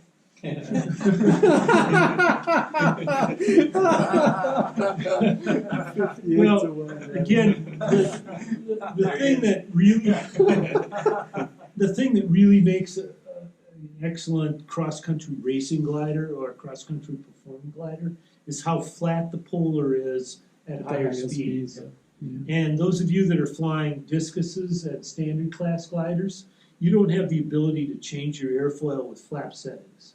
And so what you'll see when you look at your polar is at like 80 to 85 Then it knots, starts to drop there'll off. be a pretty significant kink in that polar. You don't want to operate above that. And so if you're able to run faster than that, you want to have water on board. And so, again, one of the real measures of, I think, a really good cross-country glider is the speed at which you can fly where your L over D has diminished by 30%. Yeah, I think a good benchmark is to look at the sink rate, the speed at which you have 2 meters per second sink rate, 4 knot sink rate. Right. That's the same way of Tends to be saying like- what I did, Yeah. what I just said is Yeah. that the flatter the polar is, the further out that, the higher the speed that occurs. Good glider, 190K. Yeah. And when you see a lot of the older gliders like Al Osorio's Nimbus, one of the problems that glider has is the polar drops off very quickly. And so Al he can't get it very heavy even when he puts water in it. And so as he tries to punch out at higher and higher speeds, his performance diminishes radically. Even though it's a 60-to-1 glider, at the cross-country speeds he wants to be running out west out here. Granted, if you're flying in European conditions or Eastern U.S. conditions, where your airspeeds aren't going that high, it's fine. But out here where you're wanting to run at 90 knots, in a ballasted up glider, he can't keep up. And, Al is an excellent pilot. And, the problem is that his polar falls off with speed so quickly. Still getting some pretty good speeds on Saturday, Sunday. Right, See, and 130. Yeah, he's convinced that he How could do go you- fast in the distance, then he could get in this numbers. how does he get those high speeds? It's not his cruise speed. It's by picking good thermals to climb. Good lines. Yeah. Good lines, energy lines, picking the best thermals. That's how you really have performed well. I think there are days here where you could go 300K without one turn. I have to see one of those days, but if I find a day, I want to go 300K without a turn. Without thermaling at all. Without, Downwind dash. no, not triangle? just up and Or down an the up divide, and back in 300K Convergence? up and down the divide, no turn. That's my goal. Well, so here's how I did on that flight. I scored well. I got 934 kilometers at 128 kph. Not bad. I closed the triangle, so I got triangle points. That's the other thing. If you're flying OLC, you got to close your triangle. If you don't know how to do it, we'll talk about it. But what did I actually fly that day? I flew almost 1,200 kilometers at almost 150 kph, and so my scoring distance was only 79% of what I flew. Wow. And so this shows the difference between wandering around, and granted I'm wandering around on a big scale here, but I'm wandering around, I'm not flying efficiently point to point, and when I compared that flight, I didn't load it up, but when I compared that flight with what Ramey did, Ramey flew very precise straight lines, 6 exact legs with his last leg directly toward home where he closes his triangle and hits 1,000 K, and I didn't. How do you do that if the clouds aren't lining up or the energy flights aren't lining up? Well, again, like you haven't flown a Nephi or Parowan before. No. What you find there is there's a There's east a line. ridge Yeah. here that's the main Wasatch Plateau that runs here. No, And then no, there's you're at the right spot. The plateau? Yeah. Here. That's the Yeah, wasn't I running up and No, down? you were no, here. you're over So your there. mouse is showing The mouse different is on the here. screen. Oh, it It is. is on It your- is on showing your- you. Yeah, it's showing different spots. That's the Yeah. plateau. Yes, I'm sorry. Why is that? I don't know why that is. That's weird, because I can see it on your screen, I can Yeah. see it there, yeah. That's Yeah. weird. Yeah. Yeah, Yeah, Look on the that's- screen. That is, Yeah, you'll have to see Okay, it there. well, over here, I can't even get the mouse that far. oh, yeah. Anyway, the east ridge and the west ridge, you can see my initial leg went down the west ridge. And again, there were clouds that day, so that took a lot of the guesswork out of where the line was. But also, the ridges tend to focus that lift and tended to create cloud streets. The eastern desert was booming. And so this whole flight that I flew, again, I can't make my mouse do that, but this whole area, this run I took out over the desert, Yeah. went out over like Hanksville, which is out in the middle of Yeah, nowhere. this looks scary out there. Yeah, but again, here's the nice thing about having the ability to put two active turn points in your system.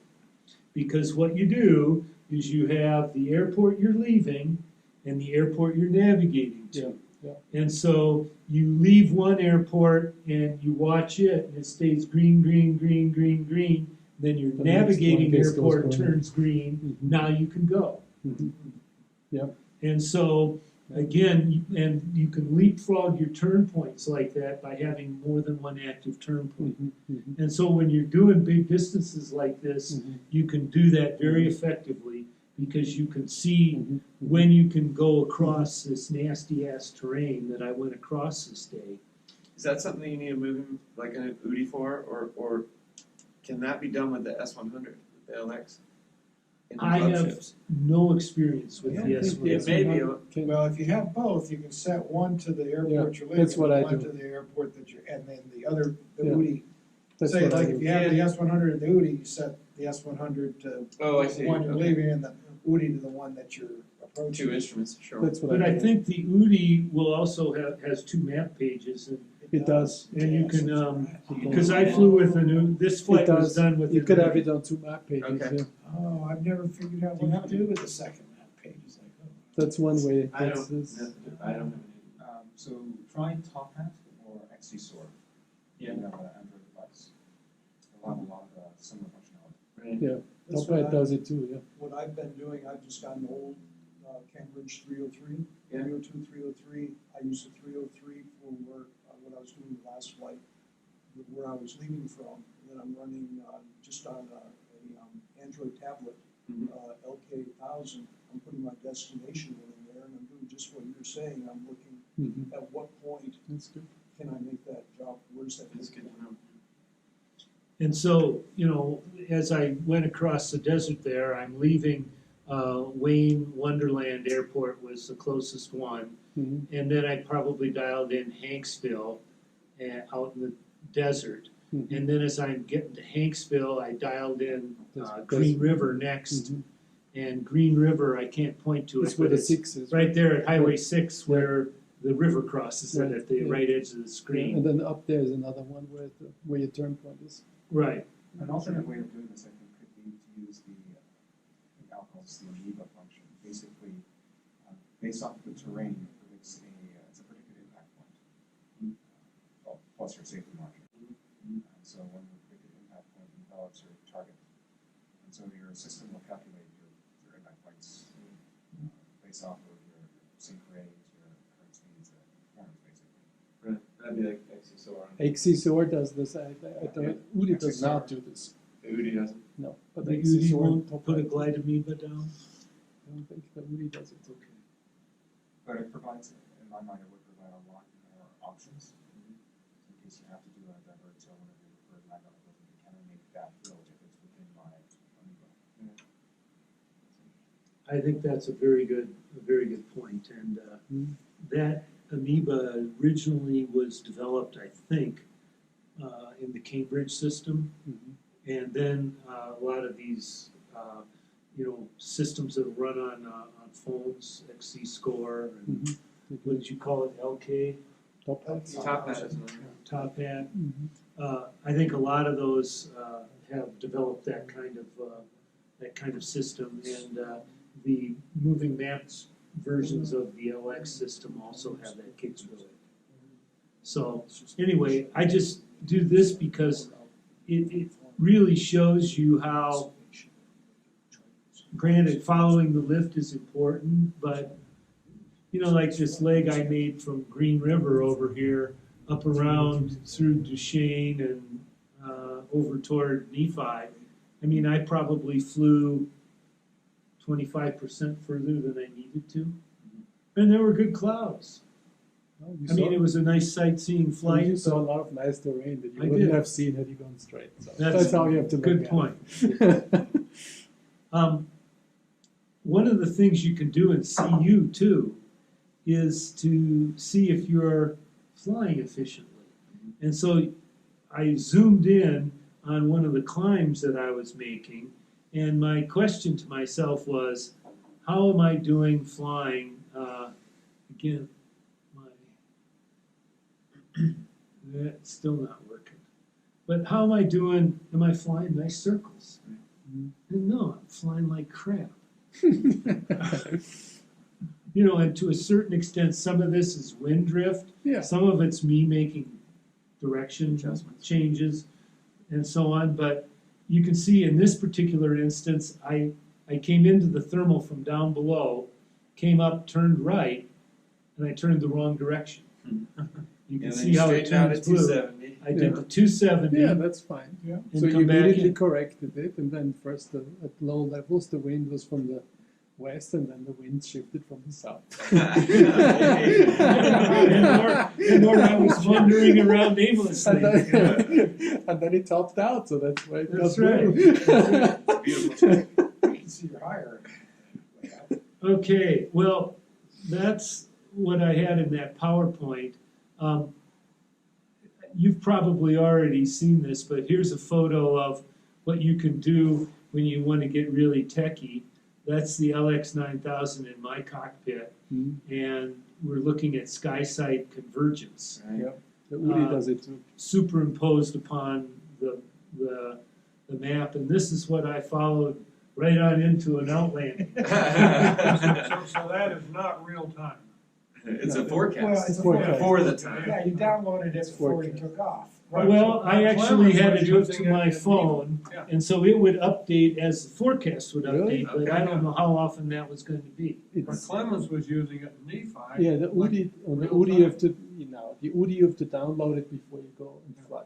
Mm. So it is the forecast, right? Oh. But it changes It every shows you- for the time. It shows you the forecast for the time that you are flying. Mm.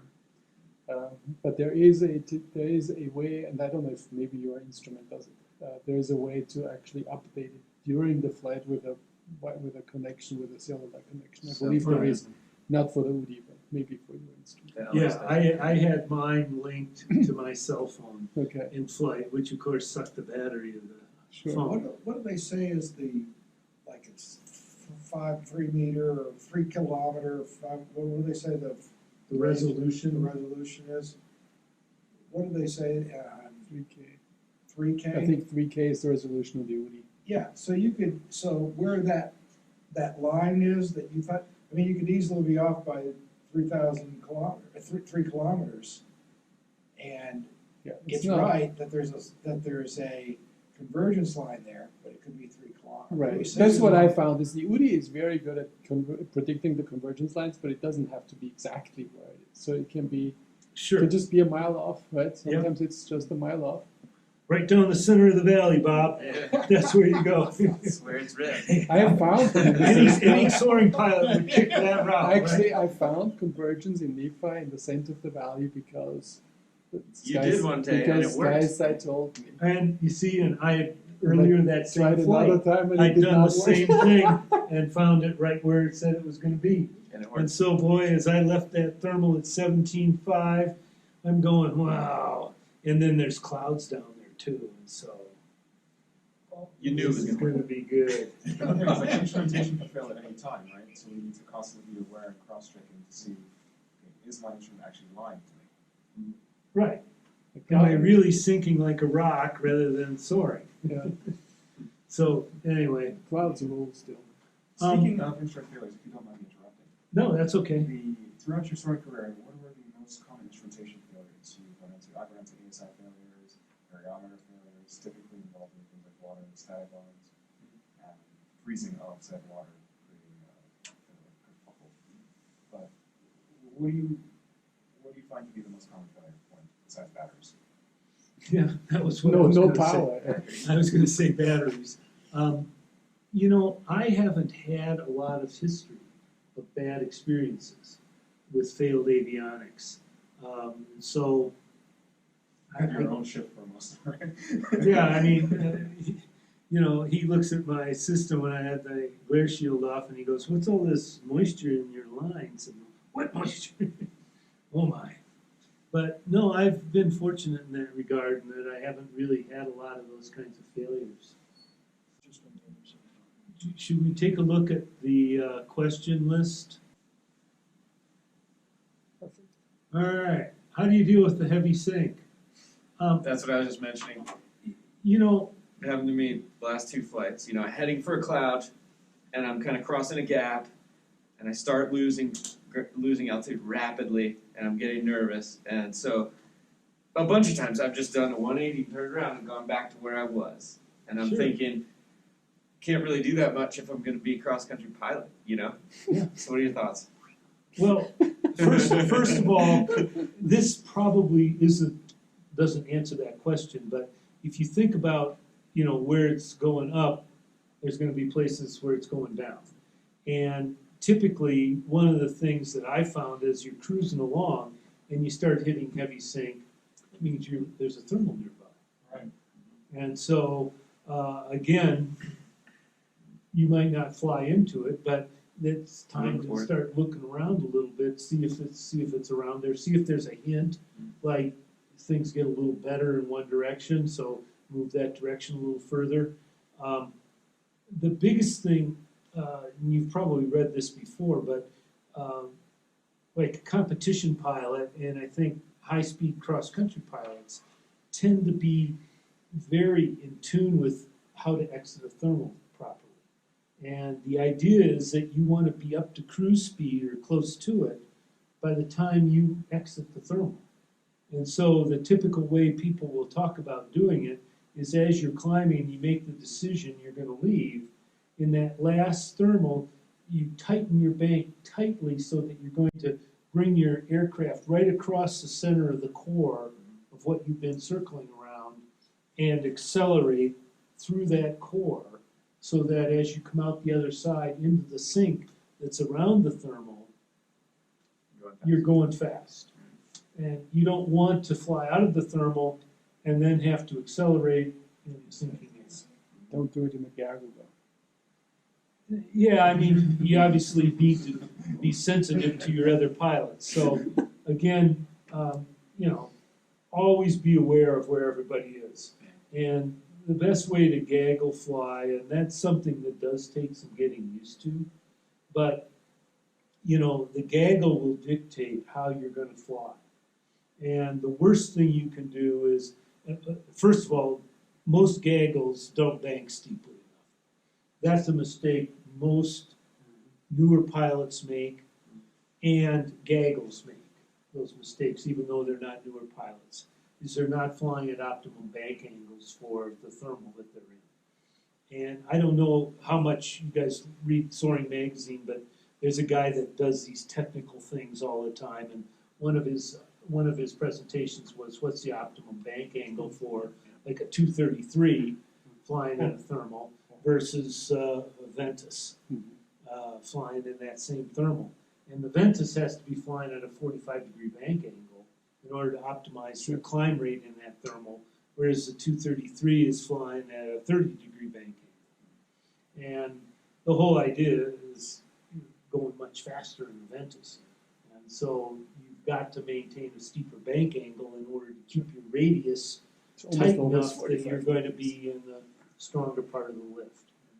And that's why it's really humiliating to go over, you know, west of the field and go fly with the paragliders. And, you know, those guys are going, Yeah, they have fun, yeah. and you're going, whoa, whoa. Yeah. So anyway, that's a humiliation. There is, you know, they got something they can carry in a backpack and they're not climbing you. But then they watch you disappear into the distance. Right, they can't do that. And they can't do that. Or if the wind picks up and they're flying backwards Mhm. behind the ridge, that's never a good feeling either. Jack, didn't you do that once at Williams Peak? Fly backwards. Fly backwards? Reverse ground speed. I have no idea what the hell you're talking about, but I got the nickname Over the Back Jack. Over the back Jack. When I got rotored into the trees and I'm hanging upside down at 50 feet in the air. Whoa. Sorry to bring that up, Jack. Thanks. Good. Yeah, No idea. No idea what you're talking about. that should have killed me. Well, Bench starter. Yeah. there's a bunch of us that can say that probably more times than we want to. So the only thing I can tell you is push on. Push on. To a point, right? Because Don't put yourself at risk. right. Clemens, at one point you did something we were flying together. That was at Nephi, I think on our first practice flight, where you just made a quick calculation in your mind. You're like, okay, we can be 3,000 feet lower, as an example, at this point and still make Nephi. So that means we could go 1,500 feet that way and then 1,500 feet this way in terms of height. And so when we get 1,500 feet lower on our way out, that's our point where we turn around if we didn't find it. Does that make sense? But if you didn't turn around, did you have a place to land? Oh, yeah. Well, if Sure. if you had a place to land, you could keep going. Yeah. No, we just wanted to get back home. That day. Right. Sure. It was, And the here last, again, it was the last. It was the last. Well, and I can think of an That's the last example of thing the I other did. day. sure, no, it's again the convenience issue. Sure. I don't want to land up. Well, here's an example quickly. I was in Sierra Gulf on my first soaring flight the other day in the Sierra Gulf, and Gary and I were both out above like Black Hawk, a little bit west of Idaho Springs, honestly. And then I'm at 17, and I set out west towards clouds, and I just went, ooh, you know. And then I went, oh God! And I turned around and went, ooh, on the way back, you know. And I went, I think I went from like 16. Probably was 16 or so, and I rescued myself at 12.5 when I got back. I didn't have anywhere west I could be. You know, I was over Idaho Springs right at my lowest limit where I could have made it out the canyon and home, but I didn't have anything west. Right. So I think that was a good turnaround. That's where I told the other day. That's where you Idaho towed. Springs. You towed, yeah. 13,000. Yeah, I still have the record. I know. No. We're thinking of adding highest tone to that. See, Yeah, Phil Eklund was on tow, and the tow pilot, I heard him radio back and say, Phil, I can't go above 14.5 without oxygen. So, anyway. It's true. Yeah, true. I didn't. Well, what you said makes sense. If there's a place to land, Right, push on. sure. If there's not, get And back. you see, that's just a little bit of local knowledge. That area at Black Hawk is dangerous because it's a hole. And if you get down low there, you can't get out. And the same thing is at Estes Park. Yeah. Well, you can And land so- in Estes Park. Pardon? You can land in Estes Park. You can land in Estes Park, but if you're low there, you aren't going to get over the hump I know. to get back home. Even though your glide computer, We'll tell says you you got can. Yeah. Right. Central City's probably a better place to go than Black Hawk. You're not quite in that hole. well, they're close enough that, Get close to each other. you know, and you're pretty far west, and, you know, I've been a little nervous back there too. But again, what I always emphasize is if the conditions ahead look like the conditions you've been in, and you can soar there, just because you're out of glide at the airport doesn't mean you can't soar there. And I don't mean out of glide of someplace to safely land. Right. I mean out of glide of making it back home. So that idea of go or no go, if it looks like you can soar here, it looks the same up ahead. And you can maintain a landing spot, And whether you it's a can field maintain You or always have to maintain a landing. Never compromise a safe place to land. But it doesn't have to be at an airport. Okay, flying next to Virga. This is something that out west out here, especially flying in the Great Basin, out Ely, Nevada, where they're doing these big flights, you always are going to be encountering that kind of weather. And you're going to have to learn to negotiate that kind of stuff. You're gonna have to circumnavigate thunderstorms, you're gonna have to fly, you know, close to a thunderstorm. What's close to a thunderstorm? Well, don't get hit by lightning. That's, you know, don't mess with the thunderstorm. Yeah, no, I don't want to fly next to lightning, but next to Virga, I've done like Sure. many times. And fly right through Virga You even. fly through Virga. And, you know, you'd be so amazed sometimes where you find lift when there's Virga around. Yeah. My general rule of thumb is you want to stay on the dry side of the Virga. And so if it's moving from west to east, Mhm. I typically want to fly On the west side. on the east side of it. In front of it, basically, if it's moving that way. Correct. So the dry side. On the dry So the side. problem with, there are many times that I'm around Boulder and the storm is rolling in, and I'm trying to climb up and get enough altitude to kind of get away. I found that there's a concern of the prevailing wind direction taking you away from a potential land area. So the storm rolls through, cools everything off, and now it basically washes me out of the sky. Tips and tricks for dealing with that? No. In other words, don't be there. I mean, that's the only suggestion I can make is, you know, go where the conditions look better. But again, that's gonna mean you're leaving home. Mhm. And so, you know, the thunderstorm blows through, if there's rain on the ground and you're on the wet side of that, you know, it's probably gonna be landing time. Because if you're on the wet side of it, it's probably not gonna be good. And if you think about what's happening with that Virga, you know, you've got a bunch of descending water, a bunch of descending air with the water, and it's coming down, and of course, as it's pushing east, it's gonna be forcing air up. Yeah, In and I front think of it. it's coming down and then it flows out at the ground, right? And so you have to be high. If you get low, you're in deep trouble. Yeah, you do You have not to be wanna be, high. you do not wanna be. Yeah, And, you know, like war stories that you'll hear the pilots tell you are, you know, they've flown in some impressive stuff. And, Calling in the thunderstorm? well, yeah, I mean, all right, war story. Alert. Flying out of Logan, Utah, and it's the 15-meter nationals, and it's also the Region 9 championships. And I'm flying in the regionals, and I'm flying there with Colin, and I think Dave Leonard was actually flying in the nationals, but all the 15-meter guys head out. There's a front coming from the north. First turn point's up in the north toward Pocatello, Idaho, and the front's not going to be here till 5, 6 o'clock at night. Okay, at 1 o'clock in the afternoon, you know, it's rolling in, and there's this line of storms that are moving with it. And so all the 15-meter guys punch straight into that turn point, and all over the radio, we're landing, everybody's landing. Well, I go further east, hit the circle, it's a turn area task, so there's a fairly big area you can turn in.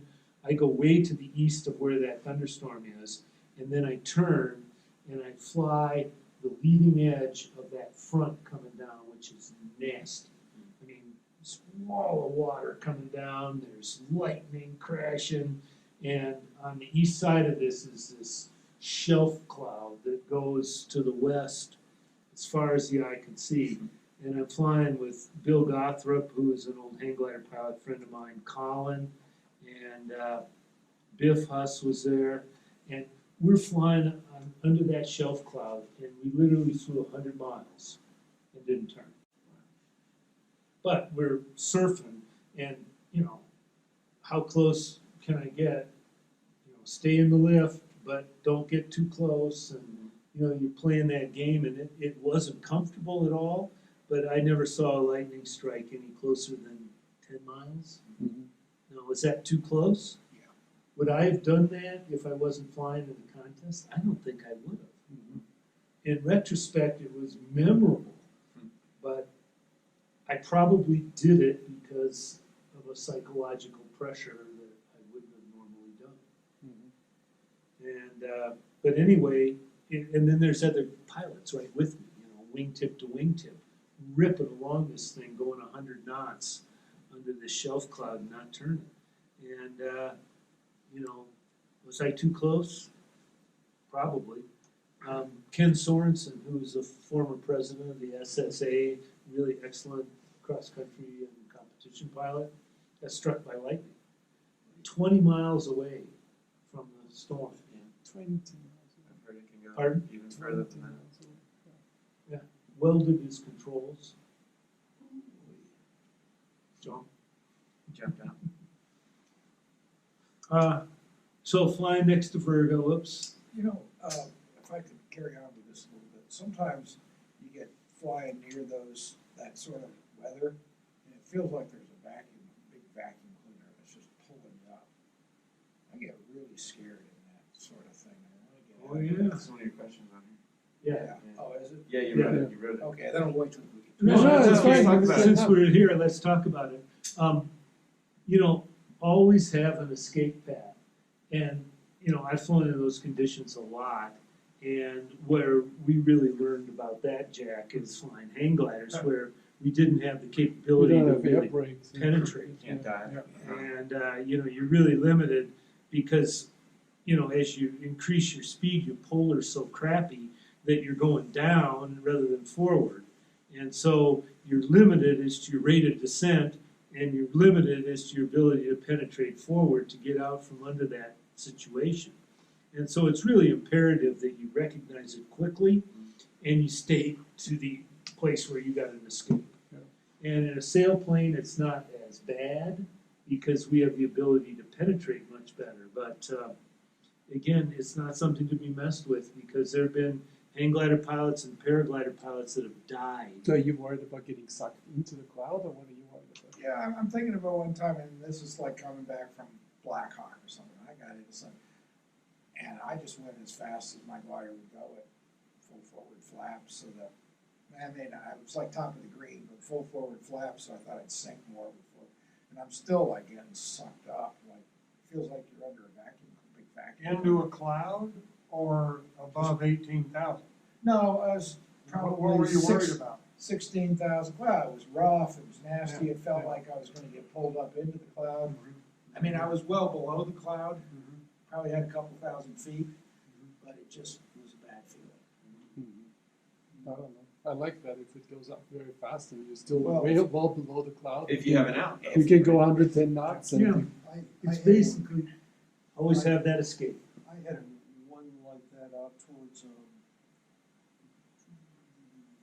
was maybe less than from here, between Boulder and Estes, halfway between, and there was a cloud, things were working, and I could see little straggling stuff underneath it. And I think I mentioned it to them. It's just like, heck, I can go and pick up an extra 1,000, 2,000 feet quick. Right. And since you started zipping through them, you started looking at how fast you're going up. It's just like, oh yeah, just turning. I just ended up. I was at maneuvering speed, heading for the blue, and you were able to stay out of the cloud, but it was too close. Yeah, I'm going to look back at it. That's kind of like the experience I had, and it's just a really lousy feeling. I mean, it feels like you're underneath a big vacuum cleaner. It's just, no matter how fast you go, it's still sucking you up. Well, I had it's tangent. I was. I mean, if you my take the little- air brakes out, you can, your descent rate is pretty high. Pulling those speed brakes at top of the green and that's scary. But it can be like that. It's legal within your operating handbook, I It believe. is. Yeah. Yeah, they say tighten your seatbelt and hold on. You tighten your Yeah, hold seatbelt on. and And very to put carefully very slowly. Yes, when you slowly crack pull them. out. You're gonna try Very and slowly, suck out. because otherwise you go through the canopy. Yeah. And so do not Just suck let it them out. pop open. I've never done that.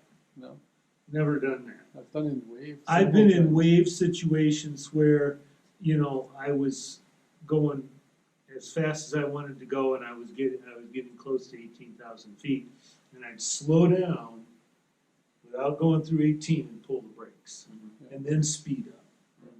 And so Makes sense. that's another way to do it. But again, it's a question of descent rate versus covering ground to get out from under where you're at. that's what I did. I ran like a scared rabbit. Sure.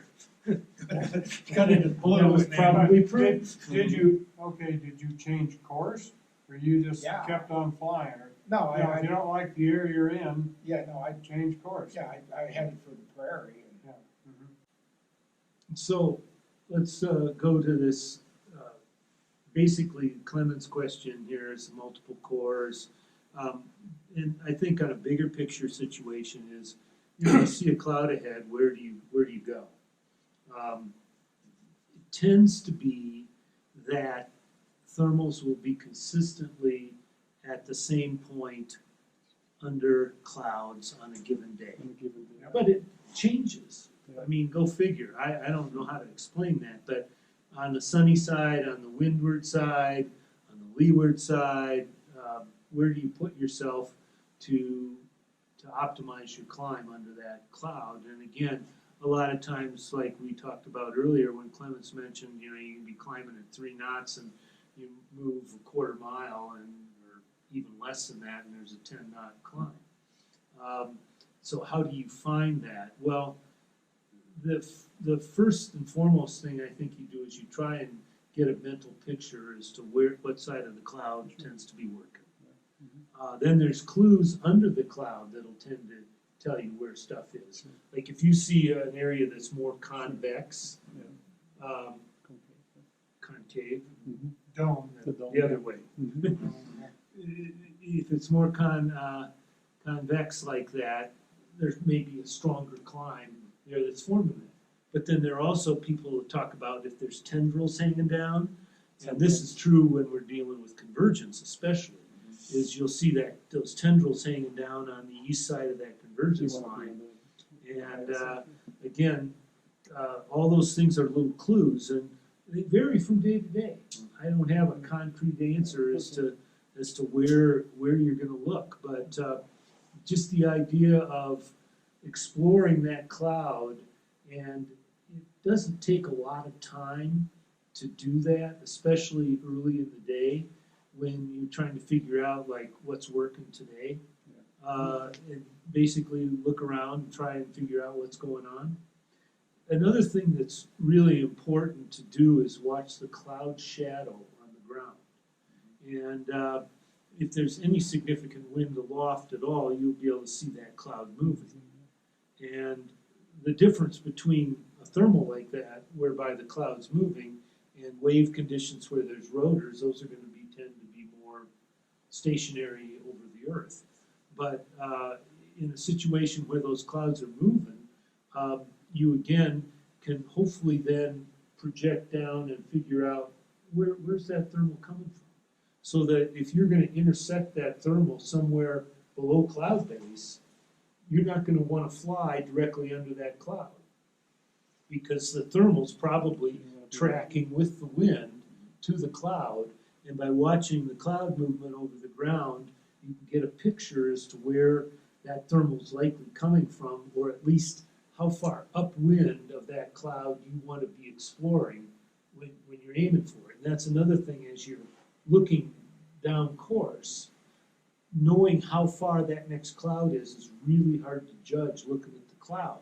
But if you can look at the cloud shadow, you can get a much better idea as to how far away that next cloud is. Yeah. And so by watching that cloud shadow, and again, here's the thing that you want to always remember too, is that flying a course there, you don't want to point right at where you're going. You've got to account for wind drift. And so if you're flying north, you got a west wind, you're going to want to shade your course line 5-10 degrees north of the course line you want to fly to go to that west point. And you don't want to necessarily make yourself arrive at that cloud, but rather at some upwind point from that cloud where you're going to intersect that thermal. And the other thing you've kind of got to make a decision about is whether that thermal is based on a continuous source, or if it's a pulsing source that creates a cloud. War story alert. I landed out at Afton, Wyoming, and I had a great flight so far. Boy, I'm smoking the field in this contest, and I'm at Afton, Wyoming, and now I've got to go straight west upwind and cross 2 ranges of mountains to get back to Logan, Utah. Well, the first range of mountains, I see a line of clouds coming off there. It's a ways away, not getting very high. Punch out, and I can get to that first cloud. It's not working. I fly back, struggle back up, fly out there and make it to that first cloud, and it's not working. And so what was happening, of course, is the clouds are forming on the sunny side of that ridge, the west side, which is also the windward side of that ridge. The clouds are forming and developing, and they're good, and now they're dissipating. That's where you And the were ones I could reach were all falling apart. And so, if I just could have gone a little further to the west, I could have gotten under one of those clouds that was working. And again, here was one of those things whereby I made the decision not to put myself in a position where I had only a hayfield. I'm flying with a vehicle, with an aircraft with a sustainer, but I'm not going to be able to boulder over that ridge. It's too high. My glider won't climb that well. So I'm either going to land in that hayfield or I'm going to land back at Afton Airport. And if I'd have pressed harder, I probably could have made one of those clouds. But if I didn't make that cloud, it was a hayfield. I went to the airport. I had a day like this in Austria, where the clouds, the thermals are always sitting just on top of the ridges. And the cycle time on this day was so short of the clouds that by the time you would go chase the cloud didn't do anything anymore. Gone. And so you basically were much better off just going over the blue ridges and finding the lift over the blue ridges. Sure enough, a cloud would form above Just you, as you're circling. just as you were circling, and then the cloud would dissipate. Right. And you just shoot off, go to the next ridge.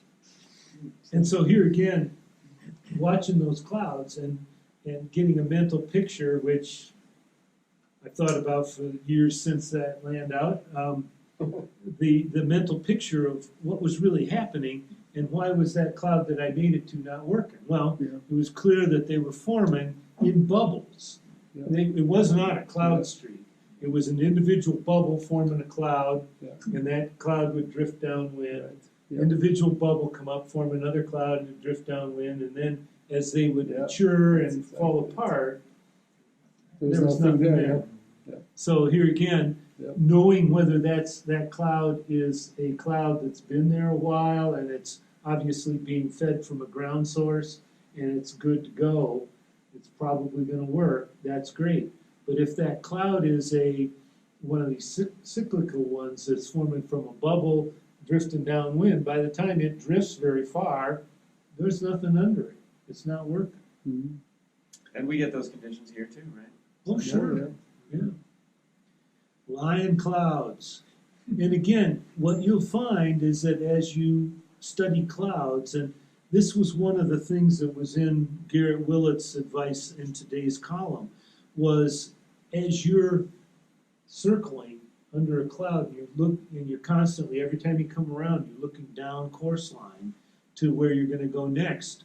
Watch that cloud, and it'll change from one circle to the next circle to the next circle, and you can see if that cloud's building or if it's dissipating. Mm-hmm. And that's especially the case like with your fast cycle clouds, where you get a wispy forming, and by the time you get there, it's gone. But in this kind of instance, we're actually looking at mature cumulus that begins to start looking fuzzy and not so deformed, not so defined. It's probably not as good an idea to go to that cloud. So here again, those blue days, you don't need to worry about reading that cloud. Blunder.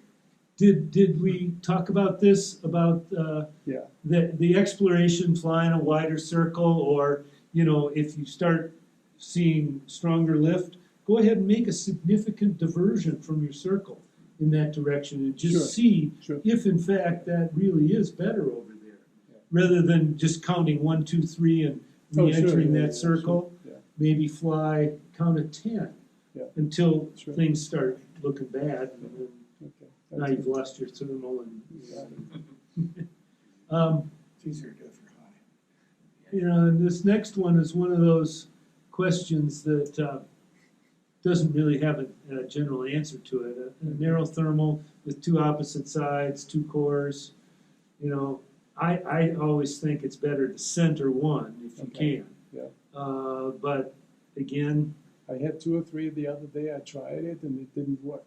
and then I was, like, Fly from I one don't, to the I don't, other I don't to- like it. And I mean, like, I get climbed on both sides of the circle, and I get sink in between them both. And I tried to center the one, and it didn't work. And I tried to center the other one, and it didn't work. And I was still better off doing both. It was weird. energy lines in blue conditions. I mean, it's the same as energy lines when they're marked. Well, if they're marked, you have a better idea where Of you're. course, but the idea still is really the same thing, is that you fly until, and first of all, if we're talking about convergence, Yeah. are we talking about cloud streets? Probably general convergence. thermals. Obviously, the convergence is going to tend to set up more or less perpendicular to wind lines Sure. and or terrain. Yeah. And so again, the terrain is going to focus that. And so I'm you know, thinking of flights, for example, because oftentimes you can feel where the convergence is, and you feel it while you're in it. You feel the air, and it works. And then you hit sync, and I'm like, how do I know that I've left the line, or I'm just running through a patch of sync, and I basically just keep the direction that I'm in because it's been working for the last, say, 5 miles. It's like, since I've been working for 5 miles, and then I'm hitting sync. So am I now off? Do I go upwind to try and find if I left it? And at what point do I make that? And I've been frustrated with this. well, again, my thoughts, and again, this applies to flying this relatively narrow area from like I-70 up north to Wyoming, which is a common good convergence or easy convergence to fly in. The general process of thought that I have is I first of all look at the terrain upwind of me, and did the terrain make a terrain change? Sure, yeah. And can that influence where that convergence line went? Yeah. Because it's going to be a lot like a wave condition, Sure. whereby the convergence line is really a product of the wind, the two air masses meeting, but they're also focused by where the terrain is the highest there. And so if the terrain takes a different tact, try and follow, make course change commensurate with that. But my go-to is I tend to go upwind first, because going downwind, you can always do that. Sure. But flying upwind is when you have that one chance maybe before you go, oh shit, I'm going to head out to the east. So again, that's my general thought process. So how do you find it? Well, flying west till you hit the lift, and then try and fly parallel with it and try and stay in it. And again, there was a flight I had a year or so ago, and you and I talked about it, where I flew it in blue conditions, and I was able to track the convergence that had been predicted, and I knew where You had the routes it was printout going to with be. you, right? I remember you told me you had the printout. Right, I had Just the before you had it printout. on the airlines. Had the poor man's sky sight on his instrument. But it was weird because it bent way. I flew south down to near Pikes Peak, and the convergence line moved way to the east as I flew further south, and I somehow managed to do it. So, and again, there's a certain extent that, what do they say, even the blind squirrel finds the acorn occasionally. Upwind or downwind, we kind of talked about that. Safely flying around thunderstorms. We kind of talked about that already. Yeah. Again, I'm looking for the dry side Yeah. of the thunderstorm, Right, so, yeah. and watch the ground next to it, because a lot of times you'll see it pushing a gust front in front of it, Yeah. and you'll see a line of dust forming along the ground, Mhm. and you know, you don't wanna mess with that kind of stuff up close and personal. No, you don't. But you can use it as a guideline. Mhm. And that's gotten me home from a flight where I was way away from home before, and I see a gust front blowing along the ground, and I flew parallel with that gust front and was able to get home by flying along that, even though the day had pretty much shut down and people were landing. And I was able to recognize that gust front along the ground, even though there was not a major thunderstorm, but there was fallout from those clouds that was pushing that line of dust ahead of it, and it worked. And again, you know, was that just what a smart guy I was, or did I kind of stumble into it? Were you I think out- I stumbled into it. Were you out in front of the line, behind the line? I was out in front of the line, In yes. front of the- And again, you could see very plainly where it was moving. This was out to the northwest of Parowan, out in the western desert, where there's lots of dust. Oh, yeah. And so, you know, it doesn't need to be blowing all that hard to whip up that dust line. And there was a defined line of dust. And it didn't take me exactly where I wanted to go, but by following that line, I could get far enough south that I could get final glide home. And then it beat the gust front in, because it did come in at the airport, I don't know, 45 minutes after I landed. So, You were glad you were on the ground. yeah, I was glad I was on the ground, or glad I wasn't landing here. Yeah. And so, Things like that. yeah. And again, it was going to have been blowing, you know, 90 degrees cross. Oh, sure. The best height band, we kind of We talked about that. Yeah, we covered that. Hot spots in Boulder. Well, the big thing about flying out of Boulder is the two air masses that we're going to be flying in commonly. And you know, if you're trying to get going early, the idea that you're going to take a pattern height tow and get Doesn't away, work. it's probably not going to No. work. And people try it. They and try sometimes it several times. works, and then they can go, hey, yeah, I got off at 6,500 feet, skied out, and had 500K flight. But you know, those people that do that very often spend 3 hours sweating their butt off, not getting above 9,000 feet. Yeah, yeah, that's happened. It's happened more. I remember one time I had water on board, and I kept it on board for the full 3 hours of my struggle. Dumped the water, and I was able to connect after struggling for 3 hours. And why didn't I just, okay, if plan A isn't working, plan B. It's like the squirrel carried the acorn that's too big to get into the hole or something. That's right. For 3 hours. So anyway, What we need is for City of Boulder to put in a pig farm, just right near the foot. Right. Just like Nephi. take me to the pig farm. Those pig thermals.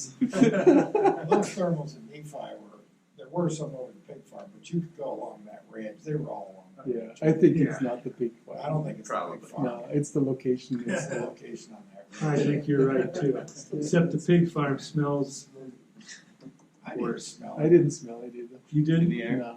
Oh, I did a couple I did.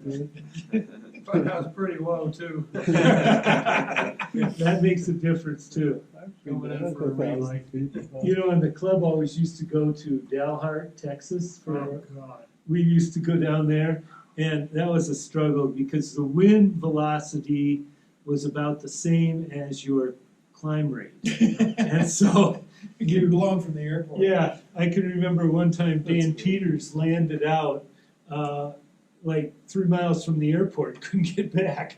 He thermaled up, and then tried to penetrate back to the airport and couldn't make it. But anyway, there was a lot of flying over the feedlots down there, and they stunk. But they were house thermals. They were house So thermals. you could stand them for maybe 20 minutes, and then it's either, I'm out of here, even if I have to land.